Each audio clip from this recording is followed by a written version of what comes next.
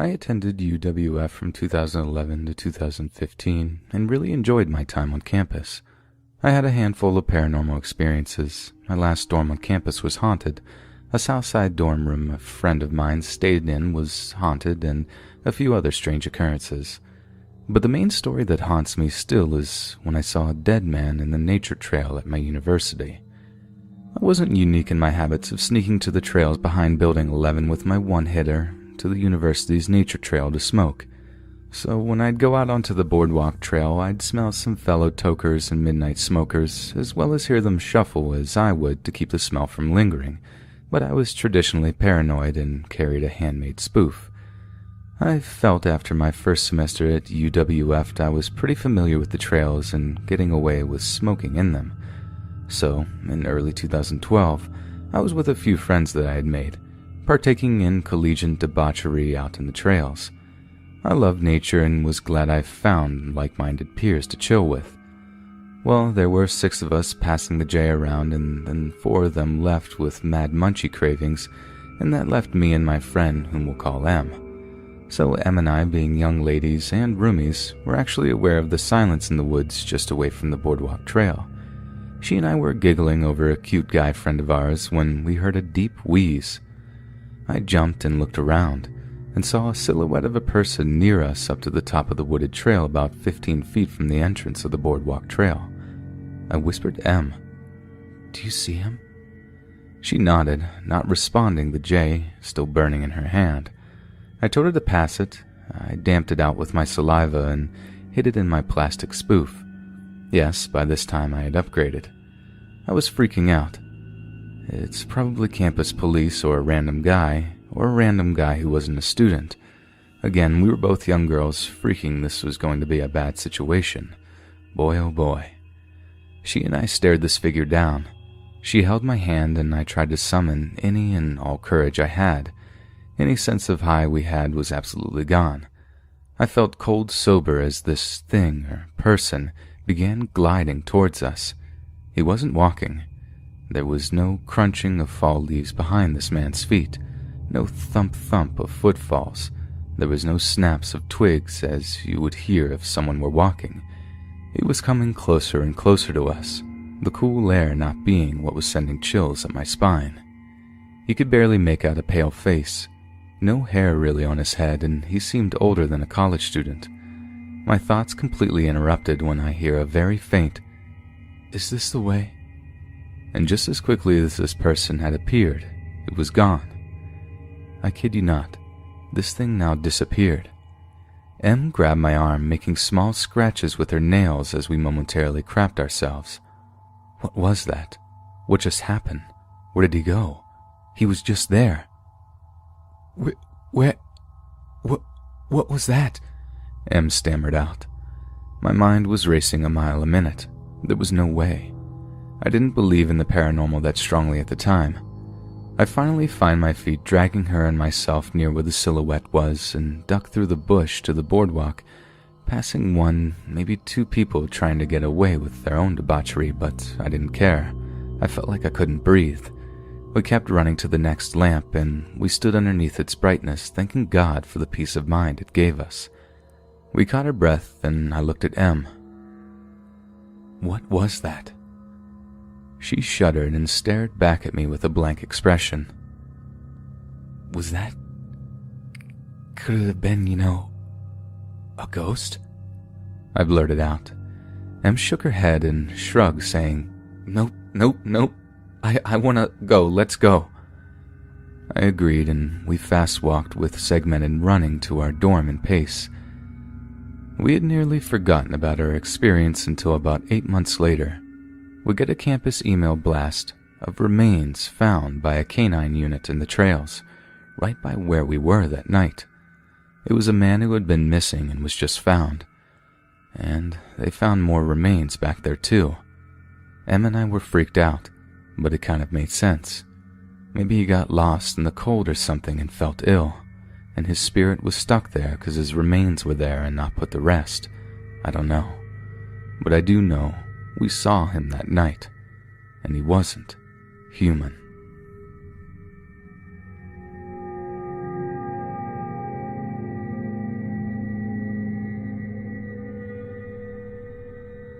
I work the graveyard shift at the wonderful Wally World. That means I see all the weirdos, drunks, and druggies, but this takes the icing on the cake. I'm a 20-year-old female. I by no means am a big girl, but I'm a loner. Most people leave me alone, hence why I work third shift. This night started as your average night does. Go to work, get told what to do, and start on it. This particular night I happen to be in the baby section. I keep to myself and power through stalking, listening to some sort of documentary as I do so. That's when I get stopped by a man. He was older, so I asked him if he needed any help. He informs me he is looking for a baby monitor for his wife. He doesn't know anything about them, though. I walk him over to where they are and start looking at them and comparing specs. I even pull up online reviews trying to help him make a decision. He finally decides he will come back with his wife. I give him the have a nice day and go to walk away. This is when it starts. This man decides now, at 1 a.m., that this is the perfect time, and I am the perfect person to pour his life story to. He tells me about how he is from Florida and he came up here to live with his mom because she isn't doing well. He tells me exactly where he lives, and then it starts getting even more personal. He tells me about how he builds all these expensive bedroom sets and furniture sets, and how he is really good at it. So good at it, he used to own his own company. But before that, he was a manager at another company that his buddy owned. The whole reason he left that company was because his wife was cheating on him, with his buddy. He wasn't mad about it though, he was just mad that she hid it from him. At this point, his wife leaves him for this guy and he starts dating a girl half his age. The entire time he feels like she is familiar and has seen her before but can never figure out why. Well, comes to find out that she was an adult film star. She steals $1,000 from him and leaves. He ends it all by saying he will never marry again. The conversation shifts again. He tells me about how he had totaled his truck last week. It was raining and he was going too fast and slid off the road and hit a tree. He was really upset over it and didn't know what he was going to do or what kind of truck he was going to get. His truck was his baby and now he will probably get something cheap since he keeps wrecking his vehicles. He makes it very clear that he doesn't want something cheap because he's broke. Money isn't an issue for him, he just doesn't want to spend money. At this point, I want to point out I have done nothing to initiate this conversation and have not led into it at all. I have said maybe 3 words after I told him goodbye and he keeps going even though I add no commentary to the story. He also keeps edging closer and trying to touch me, which causes me to back up every few minutes and look nervously to my right where the doors to our back room are, and I keep seeing people walk in and out of, hoping to catch somebody's eye and they might help. Of course, nobody stops. My manager even sees this guy has me cornered and they don't stop. At this point is when things start taking a weird turn. He tells me he has cancer, but it isn't serious and he isn't worried about it. He is more worried because his mom has cancer and he doesn't want anything to happen to her because he's a mommy's boy. He has never had to pay for anything his entire life, he says. He tells me he was just arrested last month because his aunt had set him up. She puts pills that weren't his in his truck and had him set up so he couldn't claim inheritance money. He then informs me that this isn't the only time he's been locked up. He spent 35 years in prison because of money stuff. At this point, I've been standing here for 45 minutes to an hour and my friends are headed to lunch and stop to grab me. As soon as he sees these 2 guys walk up, he instantly makes up an excuse and leaves. Once he is gone, I start to realize a few things. This man said he was 50. He went to prison for 35 years. That would mean he was locked up at 15 and just got out, making everything else next to impossible. Not only that, but he wasn't even married and didn't have any kids. That's what really freaked me out. I'm pretty sure he was high as a kite as well. I hope I never see this man again, and now if I'm late to lunch or break, I've informed people to make sure I'm okay, just in case he comes looking for me again.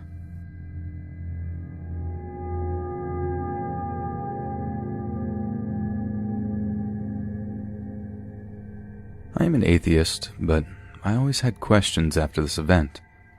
I am 26 now, but I was about 8 or 9 at the time and extremely active. I enjoyed climbing everything I could find, any building, tree, or object that had something to grab onto and ascend myself. I was on it. I was with my friend who was around my age, and we were playing in the backyard. The backyard met the driveway behind the house, which was separated by an 8-foot-tall, 2.5 meters privacy fence. The top of each plank creating the fence came to a sharp point, each plank meeting at a sharp angle, leaving just enough space to slide a piece of paper through. On the other side of the fence, there was a carport over the driveway. Being the energetic child I was, I would start on the carport side, climb the carport, and use my arms to move myself like a monkey across the top of the supports under the roof. I would then grab onto the fence and pull myself over between the 1-foot gap of the fence and the top of the carport. I would then jump off the fence into the backyard and run inside and out of the back door leading to the carport and repeat this process. I had completed this successfully many times, and my mother, being the busy mother she was, never thought this was dangerous or had any reason to worry, since this behavior was not new for me, nor had I ever harmed myself doing this.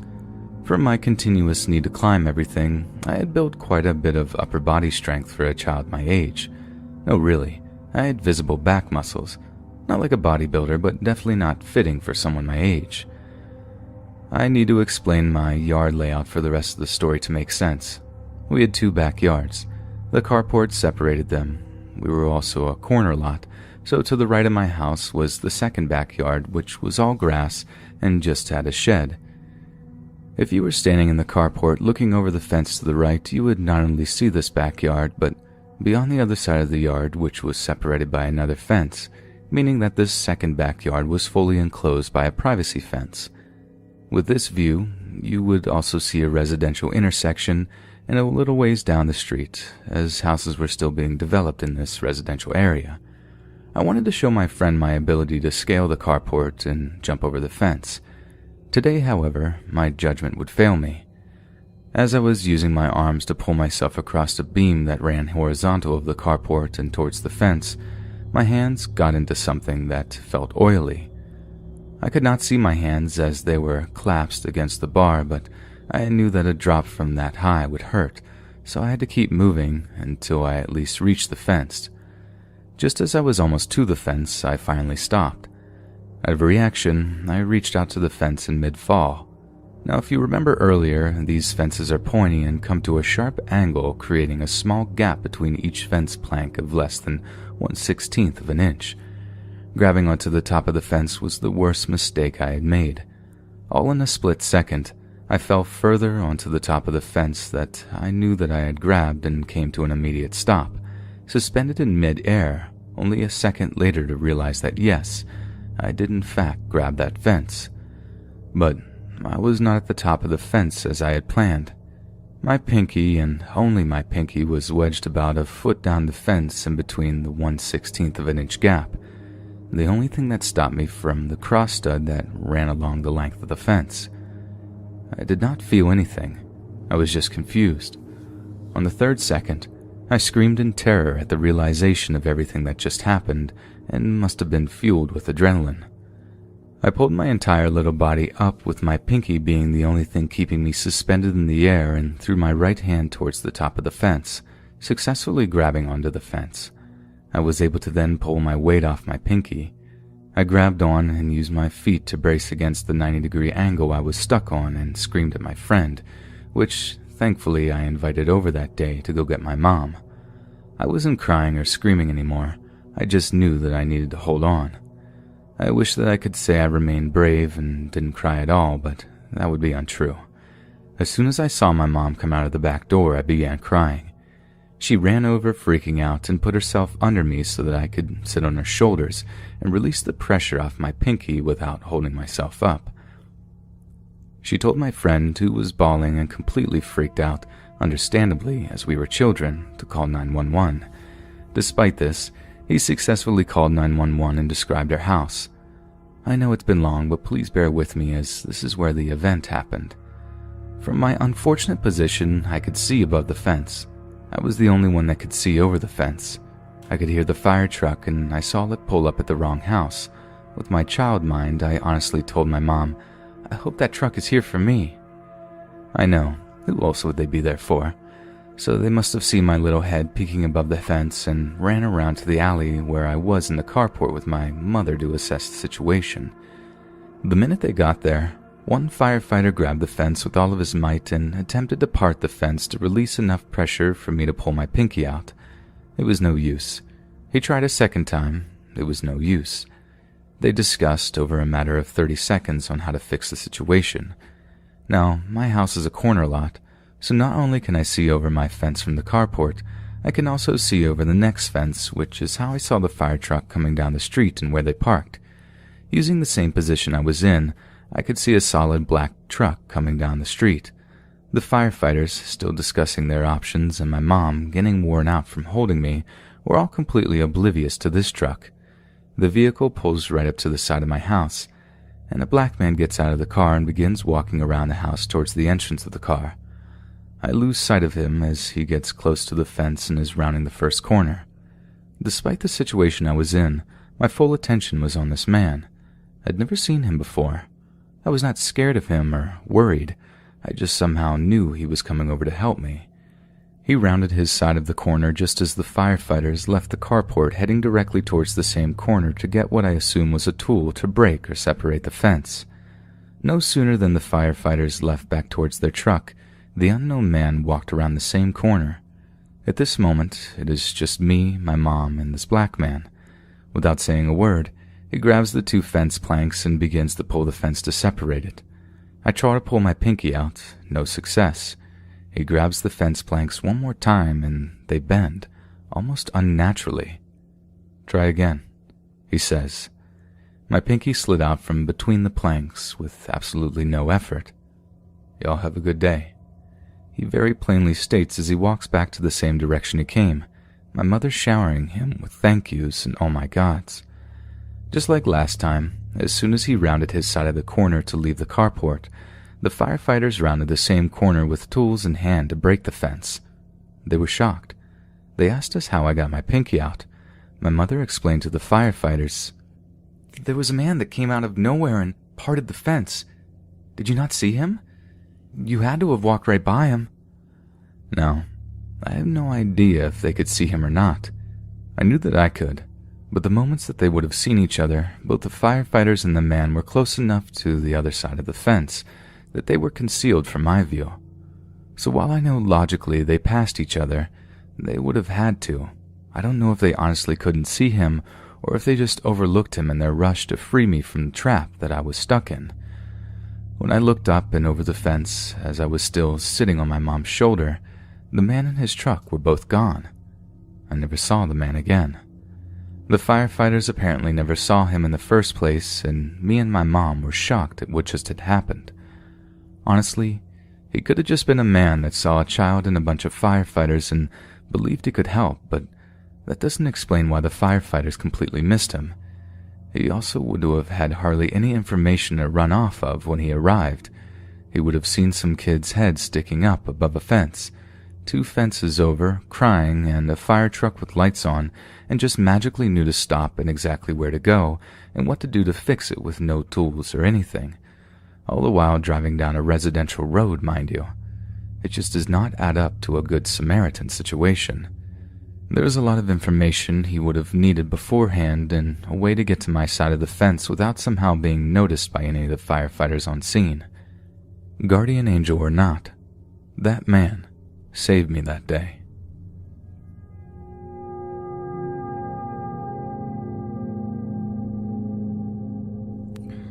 So this story happened around 2 months ago to my friend coworker. We'll call her Kate. Kate and I have worked for about 3 years together and have a pretty close friendship. She's 5'6", a high school basketball player, and the type of person that loves horror, paranormal, scary, creepy movies and shows, and an avid adrenaline junkie and what have you. We realized we have around the same birthdays, only 1 day apart. So this year we planned this whole get-together, dinner, bar hopping, and the occasional smoking, the night of her birthday bringing in mine. We agreed to meet at her place around 8:30 and figured where we go from there. It was about 7 when she had decided that before we go out for a long night, she would take her dog out for a walk. A lovable big pit bull named Jefferson Jackson. She lives around mostly elderly people, houses being remodeled, and 2 or 3 schools, which you would think be one of the safest places to live, not having much going on at late hours of the night. Kate started heading down towards the corner of her house, reaching the first gate that marked the beginning of the school, when she started to notice this dark, older model car start to slow down, almost reaching a stop right behind her. At first, she didn't really think much of it since it was still early. They were also in a school zone which kids could be trying to cross the street. Kate started walking around the gate to get towards the front of the school when the car started slowly following not far behind. She took a look back and saw that the car didn't have his car lights on at all, being weird for it being almost pretty much dark, and you need them to see at night, especially in a school zone. So she figured he could be waiting on his kids and didn't want to waste his car battery or blind anyone with his high beams. The only light that there was coming from street lights. Being that she only saw what the street lights allowed her to see, the driver, which appeared to look like a middle-aged man you'd see in those murder thrillers that have a normal life yet has 3 girls tied up in his basement. Her dog had stopped and started doing the "I'm about to poop" circle as she noticed the car stopped as well.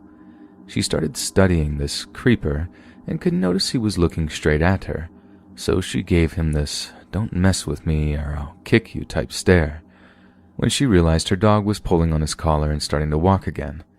After cleaning up her dog's waste, she started to walk towards the end of the next corner to see that the guy was still slowly driving right behind.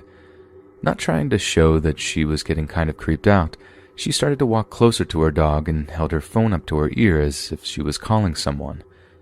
At this point, it was almost time for me to get to her house, so she figured she would take a faster way back home so she could lose this creeper guy and him not find out where she lives. She began to cross the street to go back to where she came from when she saw the same car pull all the way up to the end of the corner and do an illegal U-turn and park. Her being the 5'6" lover of the horror adrenaline junkie went into fight-or-flight mode, grabbing her pepper spray, stood right up and decided she would give this guy a fight. As she stood there waiting for this guy to try his best to kidnap her, she noticed he was still parked. Confused as to what was about to happen, she started to fast walk, holding her dog's leash in one hand and her pepper spray in another. When she hit the end of the gate, she knew her street was next, which meant it was just a long shot home. She took one last look back before deciding this was it. She would be running and hopefully losing him. As she feared he was still slowly inching up towards the end of the gate, not yet getting to her, when she saw he was beginning to roll down his window with something shiny in his hand only the streetlights could reveal. She took a deep breath and started to run, her dog running right behind. She looked back halfway through her street and began to see the hood of the car slowly turning towards her, when she ducked into one of the newly remodeled house's bushes, hoping he didn't see. She held her breath, then hugged her gentle giant dog close, hoping he wouldn't make a noise or go off running. She began trying to call one of her older brothers when she stopped and realized it was probably a bad idea since she didn't know if the guy had gotten out of his car looking for her. So she started to count to 100. She grabbed the courage to speak through the bush and looked around, only the porch lights dimming the streets. As she peeked up, she saw the car reaching past her house towards the corner with its window down. She took the last of her fight-or-flight mode, grabbed her dog's leash and began to run that last stretch home. Let's just say we ended up staying in her room, smoking all night until my birthday.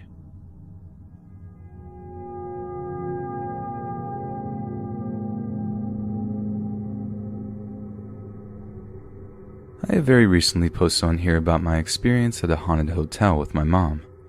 Since that post, I have received a few requests to tell a few of my other stories as well as my mom's. I will start off with some of the things my mother and her employees have experienced while there for work.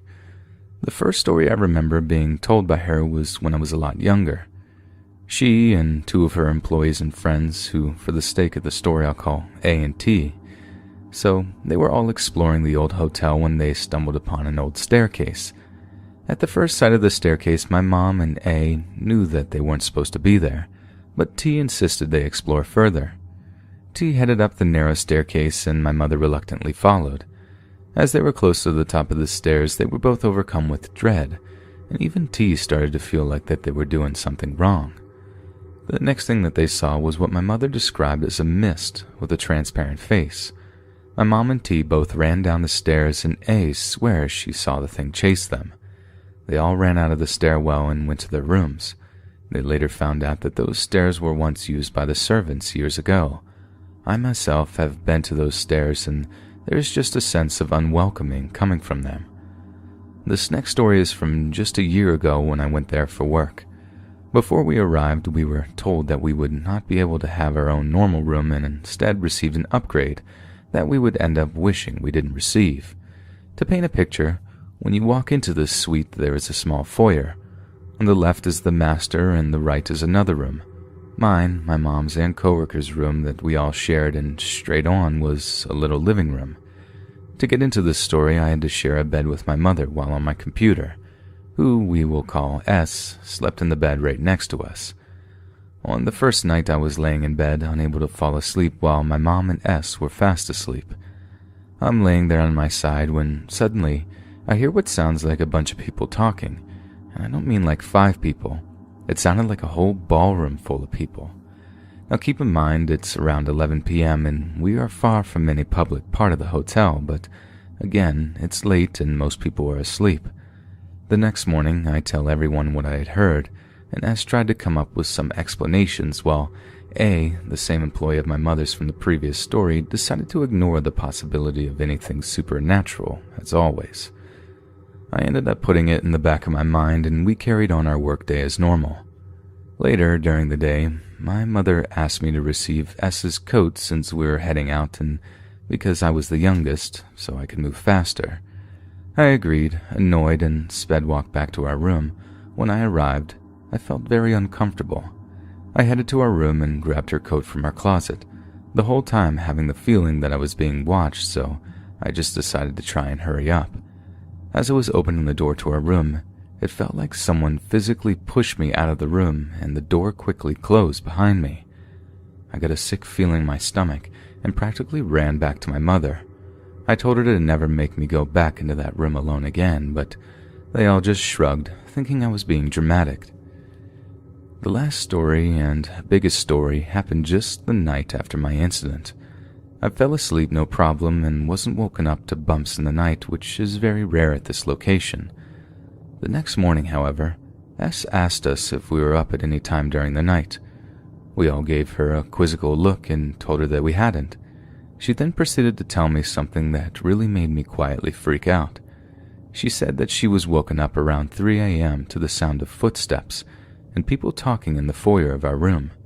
She said she was confused but figured it was us. She then told us that the doorknob to our room started to turn and jiggle. She said hello, and all the noises stopped. This really freaked me out because it proved that I didn't imagine what happened the previous day and night.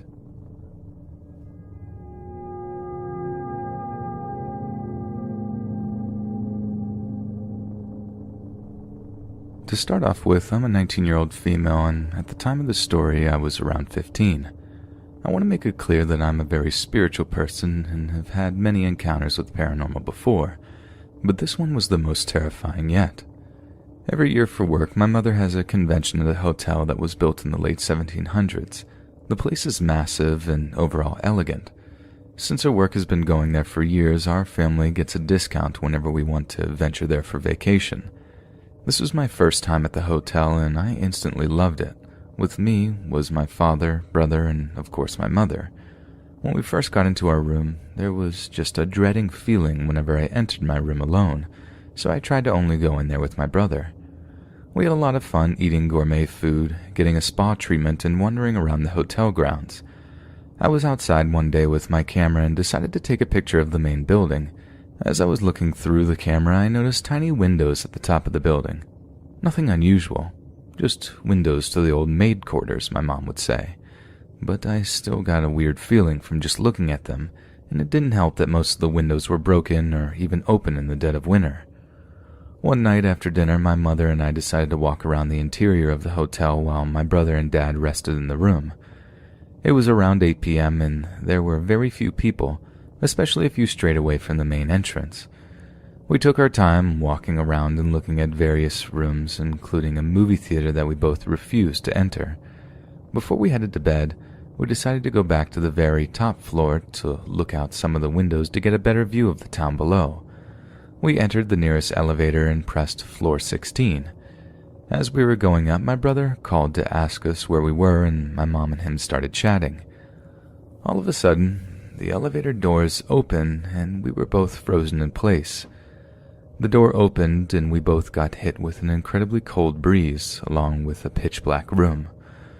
We both immediately pressed a different floor because we could sense that we weren't supposed to be there. I squeezed my eyes shut because I was so scared something was going to pop out at me. Suddenly the doors close and we both start to relax, but all of a sudden the numbers on the elevator's display panel starts going crazy. It was rapidly displaying 2, then various other numbers, including those that weren't even listed as a button on the elevator. I got so scared and my mother and I were hanging on to each other in complete terror. By this time, my mother was off the phone with my brother, and we had no idea what was going on. All of a sudden, the panel displays floor 15 and the doors open up. Not wanting to stay on the elevator, we decided to use the stairs. As we started making our way to the stairs, I start feeling a presence behind us. I let my mother know what I was sensing, and she just tells me to not look back and to walk as fast as possible. That statement freaked me out even more because my mother usually doesn't feel that kind of energy. As we were making our way down the stairs, I decided to look back, and what I saw will stick with me forever. I saw a tall black mist, like a shadow figure, a few feet behind us. It didn't have any features and it seemed to stand still. We kept running until we hit the main floor and we could finally breathe. We decided to look at the elevator to see if the floor we selected had a employees only sign, but it didn't. On our way back to our room, we figured out that we must have accidentally made our way up to the old maid's quarters, which sent chills up my spine.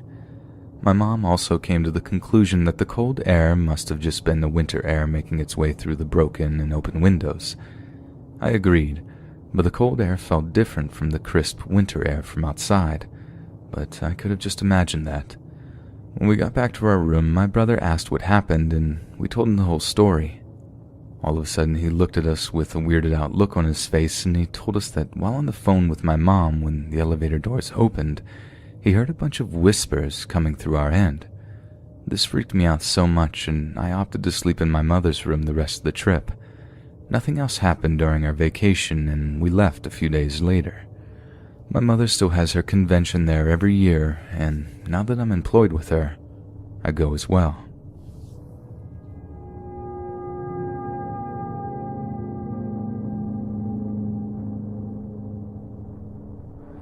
I will not be naming the hotel, its exact location, to protect myself from any possible lawsuits.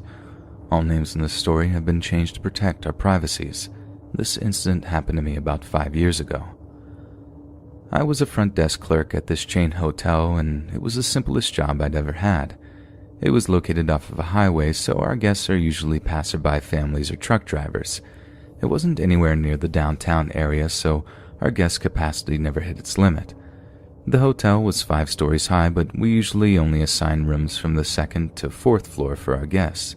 It was our hotel's effort to reduce the number of maids we need. The weird incident first happened on my 2nd week at the job. I was assigned a night shift, and it was slower than usual. My coworker, Josh, was on his break, and I just sat at the front desk watching YouTube videos on my phone. Suddenly, the phone rang and pierced the silent lobby. "Thanks for calling XXX. My name's Michelle. How can I help you?" There was a slight pause on the other end, and before I could say hello again, the person on the other end answered. "Could you please connect me to Mr. X in room 517? He asked. You may be surprised, but it was actually quite common for people to call our hotel and ask to be transferred to one of our guests. Our hotel's policy stated we need to put the person on hold, call the guest, and ask if they were expecting a phone call. I placed the caller on hold, looked through our computer system, and realized that there was nobody in room 517. I picked up the phone again and told the caller that the last name was not on our guest list. The man didn't say a word and hung up the phone. About 5 minutes later, the phone rang again. I answered the phone and greeted the caller as usual. It was the same man who had called earlier. "Could you please connect me to Mr. X in room 517? I'm sorry, sir," I replied, "but the person you're looking for is not on our hotel's guest list. You may have the wrong—" Click. He hung up on me again before I could finish my sentence. Josh came back from his break minutes later. He smiled and asked me if everything was okay. I described what had happened in the past 15 minutes, and his facial expression changed immediately. "Next time you receive that call again, just tell him, 'Okay, I'm connecting you now,' and hang up. That's the only way he'll stop calling," Josh said. I pried and asked who the caller was, and he just told me not to worry about it. As it was only my second week at work, I didn't want to come off as a nosy employee. I nodded and got back to my YouTube videos. A couple of weeks later, I was working the night shift again with another female coworker, Nicole. The phone rang and I happened to answer it. "Could you please connect me to Mr. X in room 517? I placed him on hold and started looking through our guest list. It was then that I remembered that it was the same guy who had called a couple of weeks ago. I remembered what Josh had told me to do and decided to try it out. I answered the phone and politely told him, "I'm connecting you right now," and hung up the phone. Nicole gradually turned towards me and asked, "Room 517? I nodded and asked her what she knew about the caller.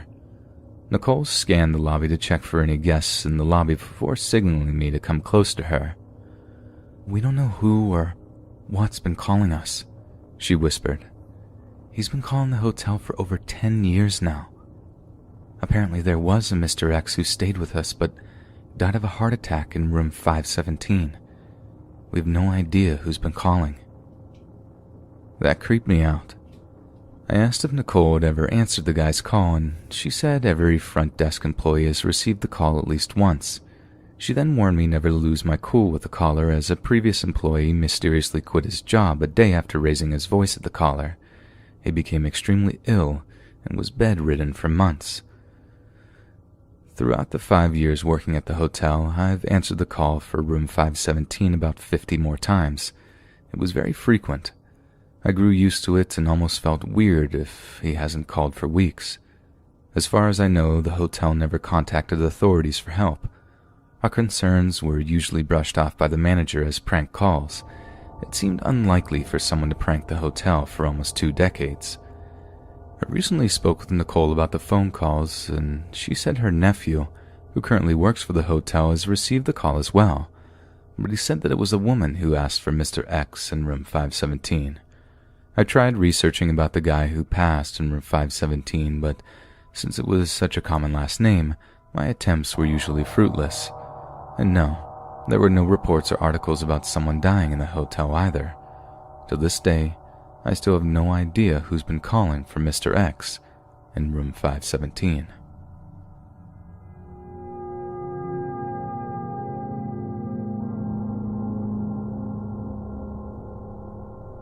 I'm a 16-year-old male and I live in the suburbs on the East Coast in a town with a population of about 25,000 people. It was a normal night a couple of years ago. I don't remember exactly what I was doing that night, except that I was on my way home when this happened. I was in the car with my dad and my little brother. My dad is an alcoholic and used to verbally and physically abuse my whole family, and as much as I'd love to divulge into the horror of my upbringing, this is the only detail relevant because even though my father is now sober, I'm still very uncomfortable around him, but my little brother was too young to remember much from when he was abusive and is much closer with him. So when we ride in the car, my brother sits in the front with my dad, talking about whatever, and I sit in the back listening to music with my headphones falling into my thoughts while staring out the window. This night, while I was on my way home, was no different. I remember we were almost back, maybe about 5 minutes away, and we were coming up on passing a church, and I got immediate goosebumps when I laid my eyes on it. Then I was rushed with an overwhelming feeling of terror and couldn't look away from the church as we grew nearer and nearer, fearing something bad would happen if I did. Now, I listen to horror story narrations, read all kinds of things on Reddit, love horror movies, go to every haunted house in my area, and spend lots of time outside late at night when the weather permits it, going to the woods and abandoned places with my friends, so this unexpected feeling of terror on a completely normal night, surrounded by what I knew as the safe place I grew up in, was very unusual. As we get nearer to the church, I see 2 deer in front of it on the lawn. One is laying on its side, the other is standing, and it has its head bent towards the other's stomach. The deer on its side is dead, and the other deer has giant black horns that almost look like the horns on the helmet Hela wears in the Marvel movie Thor Ragnarok. They were absolutely massive, and it looked like the deer shouldn't have been able to support their weight. I'm frozen in fear when I realize the one standing up is devouring the dead one as we pass by it. It looked up at me, straight in the eyes. It felt cold and angry, and I knew any intentions this thing had were malicious. This is weird, but locking eyes with it almost made me feel like it knew me, like it stared inside my soul and explored every nook and cranny in my brain. Thinking about the feeling still sends a shiver down my spine because it was so unnatural, uncomfortable, and terrifying. But you could say that to describe everything about this creature. The skin had begun to rot off its face, and I could see parts of its skull. It had sharp, shiny teeth and was covered in blood. My father and brother didn't notice anything and thought maybe I was seeing things, but that primal fear convinced me it was real because I've never felt any kind of fear as real as what this felt like. I was truly scared for my life. In those few moments passing by this thing, I could feel its rage. It was almost tangible and it felt awful. I knew that it wanted to kill anything or anyone, and it would do anything for the satisfaction. I believe me noticing its presence made me its next immediate target, which would explain why I was the only one affected by its presence, my father and brother both unalarmed enough to not even notice it. But thank God I was in the car and we passed it, and that night went on as usual. I couldn't stop thinking about it though, so I went to the church the next day early in the morning, and I found the dead deer.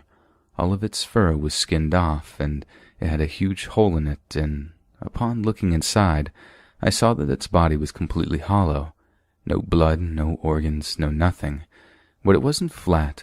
It looks like everything was still intact, that it just died and had no fur. It was gone before the day was over.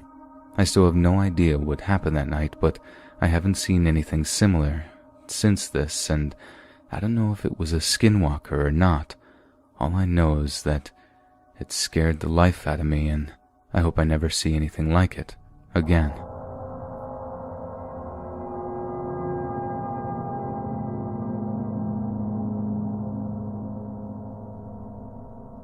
I work as a manager for a well-known video game retail store in a small area outside of a major city in Texas. I have worked there for about 6 months now and have a book full of weird, creepy guys that come in, but all of them in the end are harmless. That is, until about a week ago. My store only has about 4 employees most of the year. My store leader, assistant store leader, and another guy who is the same position as I am but hasn't been there as long. Since we have such a small staff, I usually end up working my shifts during the week by myself. I usually love morning shifts because it feels safer and less weirdos come in. This particular day was pretty normal. The mail guy brought in our deliveries and maybe 1 or 2 people came in to browse. Then a tall guy about my age came in. For reference, I am 5'2", so this guy towered over me. He went straight to the shelf and picked up a Harley Quinn beanie and then headed straight to my register. I asked if this was all he needed today, and he said yes. I asked if he had an account with us, and he said he needed to look up the number, and then said, "Are you just going to stare at me while I do this?" It took me aback, but I just tried to laugh it off as weird humor. He kept making very weird, jerkish comments while I rang him up. I don't remember what he said next, but he said my name. I didn't think anything of it and kept finishing his transaction. He paid off his pre-order for the new Red Dead game and his beanie and started talking to me about what all comes with the edition he ordered. He then again said my name like he wanted me to hear it. He said it, and that's when I realized I didn't have my name tag on. Also to add, I had never seen this guy before and am pretty good at remembering customers. He kept talking about the game in which he said my name an odd amount of times until I finally said, "How do you know my name?" He very quickly replied, "You just look like a tailor." "What? I don't have my name tag on. Have we met?" He responds, "I never met you before in my life. Well, have a good day, Taylor." And then he left. I was so taken aback and kinda creeped out, so I sent a text to my store's group chat to see if anyone knew him. None of them did. Later that day, I had just put that in the back of my head and was clearing out the area where we keep items that customers put on hold when I see the same Harley Quinn beanie with the guy's name on it. He had tried to buy it days earlier, but our machine was broken. I asked my boss about it, and he said that the guy barely comes in and hadn't been in our store in a really long time. This freaked me out even more, as it solidified that I did not know him. Also, this may be just a weird coincidence, but I'm a huge Harley Quinn fan. I even have a tattoo, and it just seems so creepy that he bought that the day this happened. I had another encounter with him, and this happened about 2 days ago now. We have to call people when we were having a midnight launch for a game, and since he pre-ordered the new Red Dead Redemption game, I had to call him. My boss told me if I was uncomfortable, then he would do it, but I told him I could manage it. I dialed the number, praying it would go to voicemail. He answers. I tell him it's the store calling to let him know that we are having a midnight launch and how he could pick up his game. This sounds weird, but I can hear him smiling and a small laugh before he laughs and says, "Thank you, Taylor." It doesn't seem that creepy over the text, but the way he said this, it gave me such a chill. He hung up, and I just sat there trying to think of how he knew me or if I had met him before. I know I haven't met him. I'm a pretty paranoid person in general, so I keep just trying to tell myself it's nothing to worry about. As a side note, I have major anxiety and PTSD from an incident that happened when I was younger. This makes me more alert to the way people act and talk, especially men. This may not seem weird to someone reading this, but the way this man talked to me went from being so rude to being so cocky and creepy, like he knew he had power over me. I have had customers hit on me before or trap me in a conversation before, so I'm used to encounters like that, but this guy made me so uncomfortable that I can't get it out of my head, so maybe writing this will at least let me forget it. Working by myself a lot makes this even more worrying for me. I wish I could just put this away as a weird experience and it was overacting, but unfortunately, I know I'll have to see him again at launch. Luckily, my coworkers will be there later in the day. Now, I made my first post just a few days ago, and since then, things have gotten even weirder. This guy came back into my store today. I was working alone in the morning again, and he came to pick up his game. He didn't really say a lot at first, and I was in a way relieved because I did not want to have another creep encounter with this guy. I finish up his transaction and tell him to have a good day. He then leans on the counter and says, "How are Sammy and Benny?" These are the names of my cats. I froze and could only squeak out, "Excuse me?" He then repeated himself, and my stomach immediately dropped. I did not know this guy, and how does he know not only that I have cats, but their names? To be fair, I do talk about my cats a lot, but I know I have never told this guy. I looked at him in the eyes and say, "Okay, I don't know you, and you know my name and cats. How do you know all that?" I was angry at this point, and all my customer service politeness left me. He is staring at me blankly and says to me, "I guess it's just a lucky guess." I'm getting increasingly nervous and scared, but I manage to say, "No, that's..." before he says, "Have a good day, Taylor," and leaves again. My boss is on vacation and won't be back for a week, so it's just me and my coworkers. I lock the store for about 15 minutes and text all my coworkers about him and to be on the lookout. Then I just crumble into tears on the floor. I so hope this is the last time I have to deal with him, but I fear that it's not. It's holiday season, so we have a bunch of new employees and I won't have to work alone for the next few months. Hopefully this keeps his weirdness away. The coworkers know his name and what he looks like now, and he is not welcome back.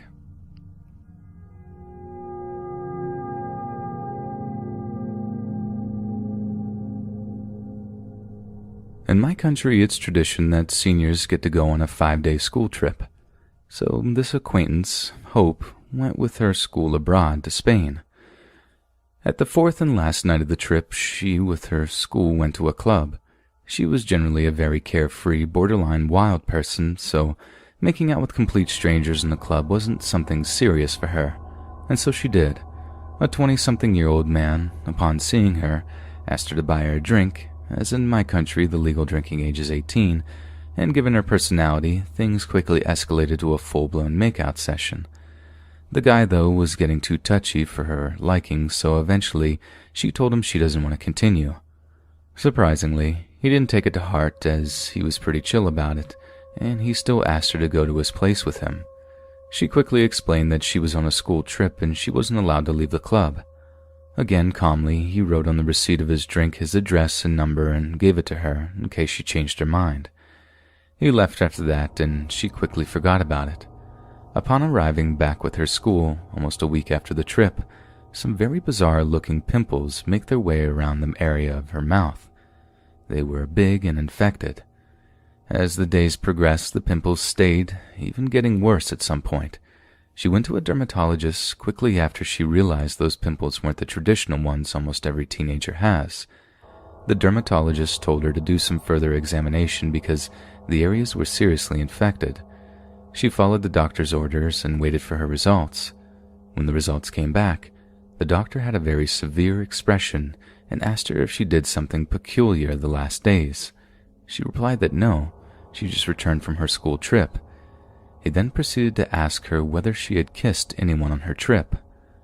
She confirmed his assumption, and it was then the doctor told her that the area was infected with microbes found in dead bodies.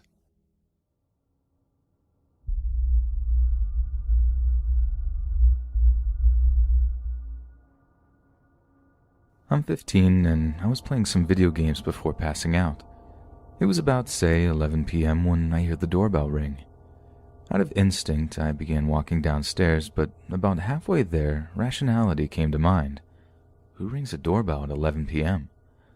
I silently strode back upstairs and stood in the hall, kind of expecting something bad to happen. An exact minute later, it rings twice.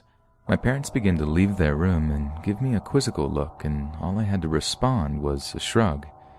Then he starts banging on the door. My mother jumps at the first bang, and my father's eyes widen, but more in confusion than fear. He decided to go downstairs and peep through the view hole. It was our neighbor. My dad hesitantly opened the door, and I could hear my father's voice trembling. Hey, what do you need?" Next thing I hear is a full-blown screaming argument from our neighbor, claiming that this household was his and we stole it from him.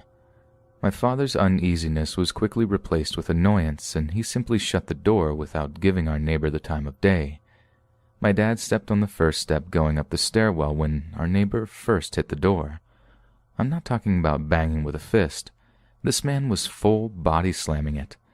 My father was stunned for a second, and my neighbor charged the door again. This time, we began to hear the splintering of wood. Everyone reacted at once. My father went to brace the door with his body, my mother went to go get the other two kids, and I went for 911. The body slamming ensued for another 5 minutes, and while I was on the phone with 911, it stopped. I thought it was over, and I was relieved, but I still stuck on the phone. I go peek out the front window of my house, and boy, was it only getting started. Our neighbor took his Jeep Wrangler and simply directed it straight at our house. We had zero clue what he was doing until we hit the gas and we heard the squealing of tires. Then he immediately hit the brakes. He was trying to scare us out of the house. I was still on the phone with 911, and I stepped away from the window to comfort my siblings, crack jokes and such. Eventually, police arrived and arrested him. The next morning I left for school, still shaken from the night before. I stepped on our front steps and saw tire marks leading up to our front door. The lunatic actually nearly rammed our door down with his car.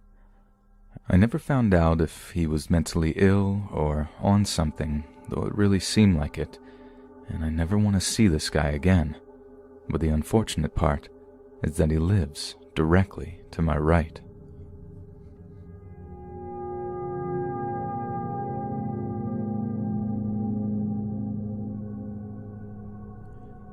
This is about 5 years ago now, about halfway into my uni course. I was living in a shared house with this harmlessly useless stoner, and nothing short of a bomb would disturb him up at night. The house was on a fairly well-trafficked road, on a route between several local pubs. I had essentially the entire lower floor of a 3-tier house, Basically, it was a luxury basement with ground-level windows looking up onto the front door. Like any good student, I stayed up late frequently, chatting and playing games with friends online. It was about 3 in the morning when I went to bed, but about half an hour later I heard frantic slamming on the front door. My first thought was that my housemate maybe had been out. Hadn't seen him that day. He had some pretty sketchy friends that I tried to avoid and had forgotten his key. This is a pretty common occurrence, and I'd frequently come home to him sat outside waiting for me to let him in. I took a quick look up at the window but couldn't see anything in the dark. All the while the hammering continued. I went up and opened the door, dazed, confused, and pretty cross, only to find this very drunk, middle-aged woman. She was barely able to stand or make a sentence, and in hysterics. Genuinely concerned, I make the mistake of asking what's wrong, and she proceeds to ramble on about having lost her belongings following some sort of argument. She says she can't get home, so she'd been knocking on all the houses along the street, but no one would let her in. She starts pleading with me to let her sleep in my house for the night, and although she's clearly vulnerable, that's not happening. By this point, though, I'm pretty scared she'll crack a window, though, or something if I just shut the door on her. She seemed pretty volatile, and my bedroom windows were cracked. Single glazed panes. Gotta love student housing at kicking height. Somehow I convince her to let me pay for a taxi instead. However, given the condition she's in, I feel it's safer for both me and her if I call the police. I ask her to wait on the step while I go get my phone, and then quietly call the police. I explain the situation, and they say they'll send someone ASAP. I return to the lady and as cheerfully as I could say the taxi's on its way, then spend the next excruciating half hour trying to keep her calm by sympathetically listening to her switch between talking about whatever argument she had and her ranting on about how people were terrible and that no one in the world cared anymore. Eventually, the police car pulls up, at which she turns around furiously, accusing me of lying, I did, and calling the police, like any sane human.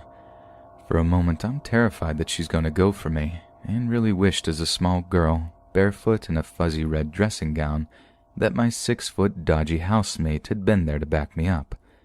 Thankfully, 2 very large and very kind policemen get out at that point and gently convince her that they were driving that way anyway, saw the commotion, and that they would give her a free ride home instead of getting charged a bomb by the taxi. As they walked away, one of the guys explained that she was well known to them, and that they would make sure she was safe that night. Thankfully, I never had another incident involving her, despite it being a fairly small town, and nothing worse happened than me being a little shaken up for the rest of the night. I have, however, moved back here to live with my now boyfriend, not the stoner, a sweetheart who prefers his herbal mixes and tea bags instead, and a crush I had on my course, so it's entirely possible we could meet again. Hopefully by now, though, she's getting a bit better in life. We all have our rough times, and I hope she's okay. The kicker is, my housemate was in, and he slept through the entire thing. He was generally bemused when I told him and said he hadn't heard a word.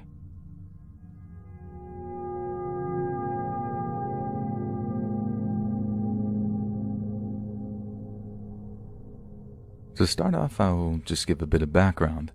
Every Friday, me and a group of friends would meet up at a friend's house basement to watch movies and just hang out. My house was a couple houses down in a street that curved slightly, so from my friend's house you couldn't see my house, but it was within the same block. I was 16 at the time, and normally another friend who was making his way home would walk me back, but he didn't go this particular Friday. It was sometime around 9, and I decided to walk back home. Gave my mom a quick call before I left and mentioned I would be heading home soon. When I left my friend's house, there was a group of guys hanging out outside.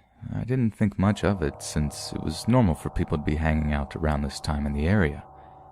As I make my way down a couple of houses, I feel like I'm being watched, but don't think much of it until I am being surrounded by a bunch of guys who look to be about 18 to 21. Truthfully, I didn't know what to do. So I just kept walking and trying to get home as they said things to me and started getting closer. At some point I stopped, scared as they closed in on me within sight of my house. I couldn't even scream of how terrified I felt when I heard a scream yelling for them to get away. Apparently my mom got a feeling to look out the window, and I'm so glad she did. She screamed for my dad to go out, and he did, getting between me and them. He just told me to run inside the house. The creeps ran away while grabbing a metal garbage can top and throwing it at us, landing on top of our car in the driveway. That dent always reminded me of how lucky I was.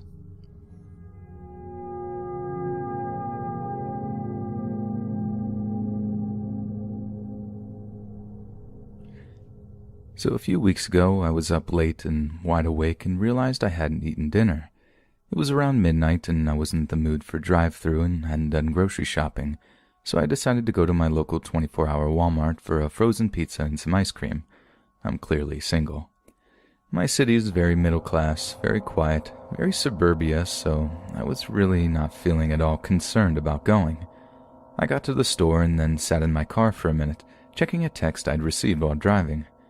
I saw something out of the corner of my eye, but initially ignored it. I'm in a parking lot.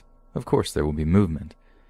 However, some gut feeling made me look over, and I noticed someone was, straining to catch a glimpse of me. Now, this isn't abnormal because I actually have a shaved head and am a woman, and I get a lot of looks for it on a regular day, especially living in suburbia. People are always drawn to take an extra glance at the unusual, and I see people all the time doing the scan because they want to figure out if I'm a guy or a girl, if I'm sick, why I have a shaved head. I'm not punk or alternative, and I definitely appear healthy, so I understand to a point the confusion or stares. I don't get that weirdness in the city, but that's besides the point, I guess. So as I glance at him quickly, I give the old half-smile. We both are acknowledging each other, so you can stop now, non-verbal thing. My state is pretty passive-aggressive, so that's a thing here. He quickly looks away. I go back to my text. A tingling feeling on the back of my neck makes me look over, and now I'm really creeped out. He's really staring at me now, and now that I'm looking closer, I see the way he's staring is not at all out of curiosity. I look at his eyes, and they're dead and blank, and menacing all at the same time, if that makes sense. Something about his eyes sent ice through my gut. I can see he's in a rusty truck full of weird stuff in dirty plastic bags, and has a giant smear of what looks like blood all over the passenger door, like old dried blood. I grew up in a family of hunters. I know the sight of blood when I see it, and there was a lot of it. I just had all my instincts screaming that something was terribly, terribly wrong. This all takes about 30 seconds, I'm guessing. To describe his looks, his face is kind of similar to Warren Jeff's. Not that that matters, just painting the picture. I should mention he wasn't blinking. He was really straining to see me. He held up his phone without looking at his phone and still not blinking, and flash, he's just taking a picture of me. I'm scared at this point. My fingers and knees are trembling, and I push down on the brake, and it takes me a few tries to push the button to start the car. He takes another picture. He starts his truck. I drove right out of the parking lot and onto the main road. He's following me, and I debate calling the police. I'm about to call when I realize he's not behind me anymore. Okay, I'm fine. Everything is good. It's fine. I took the long way back to the store. Yes, back to the store. Apparently I'm incredibly stupid, I don't know. I get to the store a little jumpy, but he's not around. I'm inside with my basket, I have my pizza, and I'm now browsing for the pint of ice cream I'd like. I see another flash. I turn. It's him. At the end of the aisle. He's still holding his phone up weirdly without looking at it. His clothes are incredibly dirty.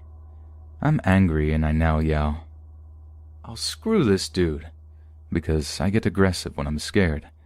I slammed the freezer door shut and began stomping toward him, even though I was terrified, to try to scare him off, and it worked a little bit. He ran off. The ice cream is near the registers, so I grab a random pint and very quickly hustled to the register. He wasn't behind me. I start ringing up and look behind me, and he's in the women's clothes, which is right behind the register. He has his hand on a pile of shirts, and he's kind of fingering and rubbing the shirt on top and looking at me. I told the cashier as quickly and quietly as I could what was happening, and she called the MOD, who I guess called the police. She advised me to stay by her. He must have gathered what was happening and scampered off. By the time the police arrived, he was gone, and my shock had worn off, and I was visibly upset. The police not only walked me to my car, but followed me home, it's not far, to make sure I wasn't followed by the creep. I'll never go to that store again, and I've been getting so creeped out coming home at night. I live alone half the time, and my daughters live with me the other half of the time. I still don't feel safe.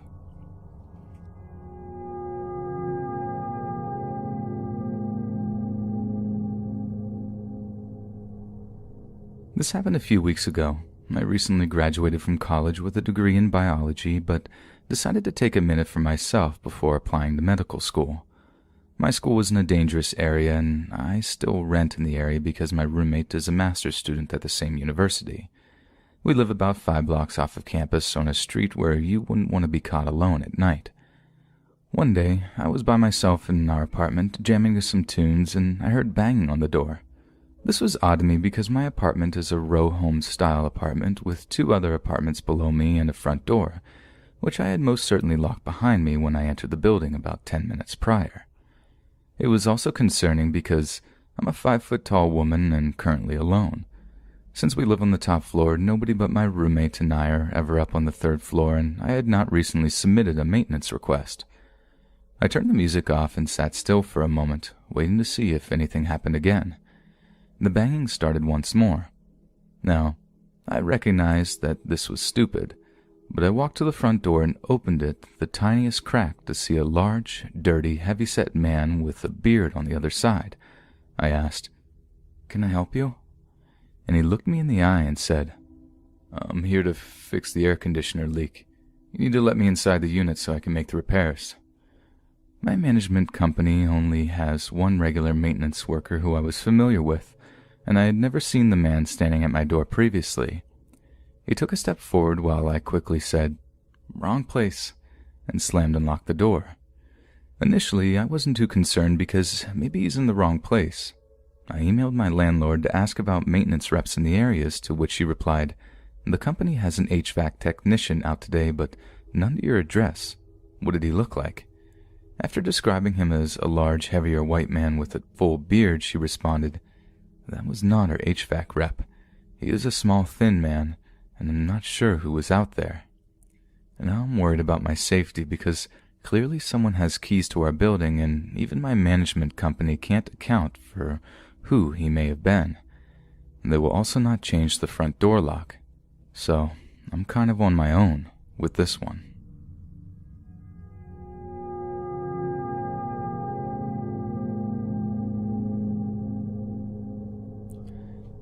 Six years ago, I had just graduated nursing school and had not gotten my certification yet, so while I studied and waited for my test date, I worked as a CNA. I was living with my fiancé, who is now my DH, but he had just graduated from school with his sports broadcasting degree and was working a paid internship, which paid like crap. So we were living in a 1-bedroom apartment in a not-so-great neighborhood. The complex also was Section 8 housing, as well as housed offenders when they got out of local prison, something we did not learn until after we had already lived there for a few months. However, we befriended many of the residents. Our neighbors to the right, a young single mother on Section 8 with 2 kids who worked 2 jobs, became a very good friend. We still keep in contact with them to this day. Our neighbor to the left was an ex-con, a guy named Raymond that worked at a bakery. He often brought us bread and donuts that he had gotten from work. Then Jake moved in. He resided in the unit across from us. I was home the day he moved in. I was outside our apartment, sitting in a folding chair reading a magazine, enjoying the nice spring day. First thing I noticed was that he had an electric monitoring bracelet on. He also was a scary-looking guy. He was only 5'8", but had long, greasy blonde hair, a pockmarked face, and his facial tattoos put Post Malone to shame.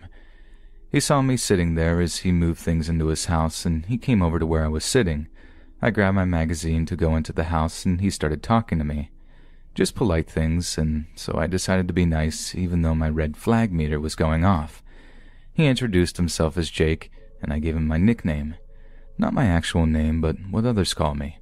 He started asking me if I lived alone and other more personal things, So I gave a hasty answer of, no, my fiancé lived here as well, then excused myself. I noticed he was still standing out there just staring at my door, so I quickly closed the shades and went to watch TV. Later on, when my fiancé was home, I told him about Jake and how he was staring. My fiancé told me just to be careful and that he would walk me in from work as we both left at the same time. For a while, things were good. I never saw Jake, and I think fiancé ran into him once. Then I ended up passing my nursing exam. I also got a better paying job. Fiancé was hired by the network he was interning for. Things were looking up, and we found an apartment we could afford in a nicer part of town, with a doorman and everything. We bid adieu to the complex and the friends we had made there and moved into our new place. I thought my days of ever seeing Jake again was over. One day, while working my job in the busy ER, I saw a familiar face. It was Jake. He had taken an overdose of meds and was on a 24-hour observation. There was not a room available for him, so he was kept in the ER. I went in to take his vitals, and he recognized me. He then went off on me about how I had moved out without saying goodbye and how much he missed me. Just crazy things, being that we barely knew each other and had really only talked that one time. I explained myself to the charge nurse, and she got someone else to babysit him as I didn't feel comfortable. After my shift, I headed out to my car, and I was about to get in when I saw Jake walking briskly towards me. I got in my car, locked the car, and started it by the time he made his way over. He started hitting the car, banging my trunk and slapping the windows, shouting at me to open the door. I drove off, but not before he got one good kick to my bumper. I was terrified to go to work, and for a while, I insisted that security escort me to and from my car. 3 months had passed with no sign of Jake, I started realizing, and I started walking to and from my car by myself. One day, I am heading to my car when someone bumps into me, like they were trying to bump my hip, but I am tiny, only 5'2", and was 110 pounds at the time, so I lost my balance and went flying. I twisted my ankle, and I'm grabbing it when I look up, ready to tell whoever did it off, when I see it's Jake. His hair had been cut, but he looked manic, and he was staring weirdly at me. I hit the panic button on my car, and he took off running. After that, I went to the police. I got a restraining order against him. He ended up breaking the restraining order by approaching me again at work, and this time, thankfully, when I was around several other coworkers. He ended up going to jail for breaking the restraining order and breaking parole. He was released last year according to his parole officer who contacted me. Thankfully, we live a state away from there now, and he never knew my full name.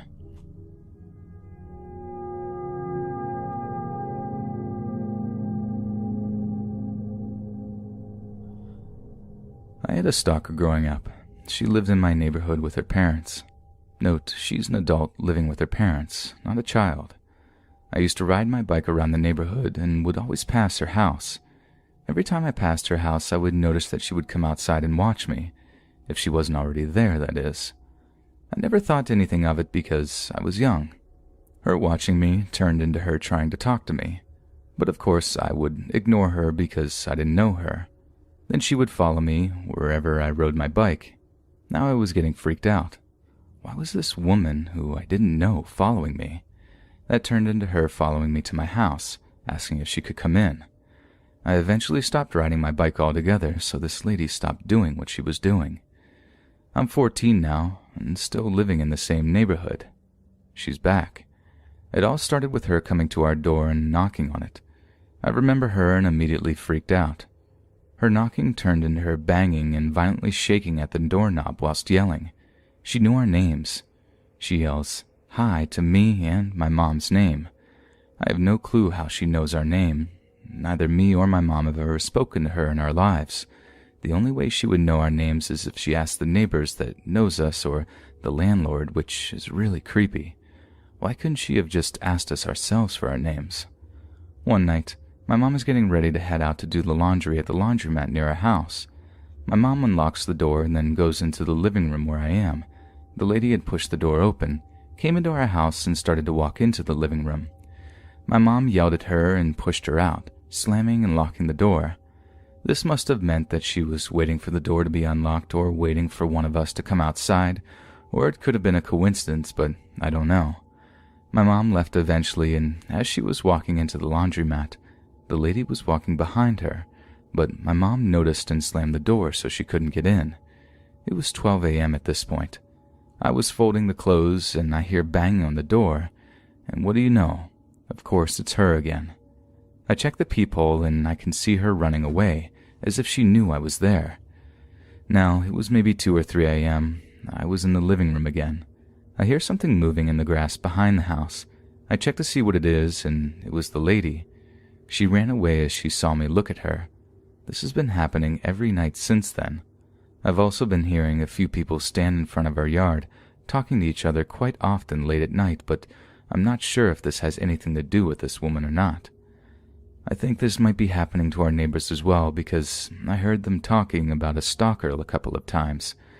I remember them saying something along the lines of, "Go away, you neighborhood stalker." I have no idea why this started up again, but I wish it hadn't.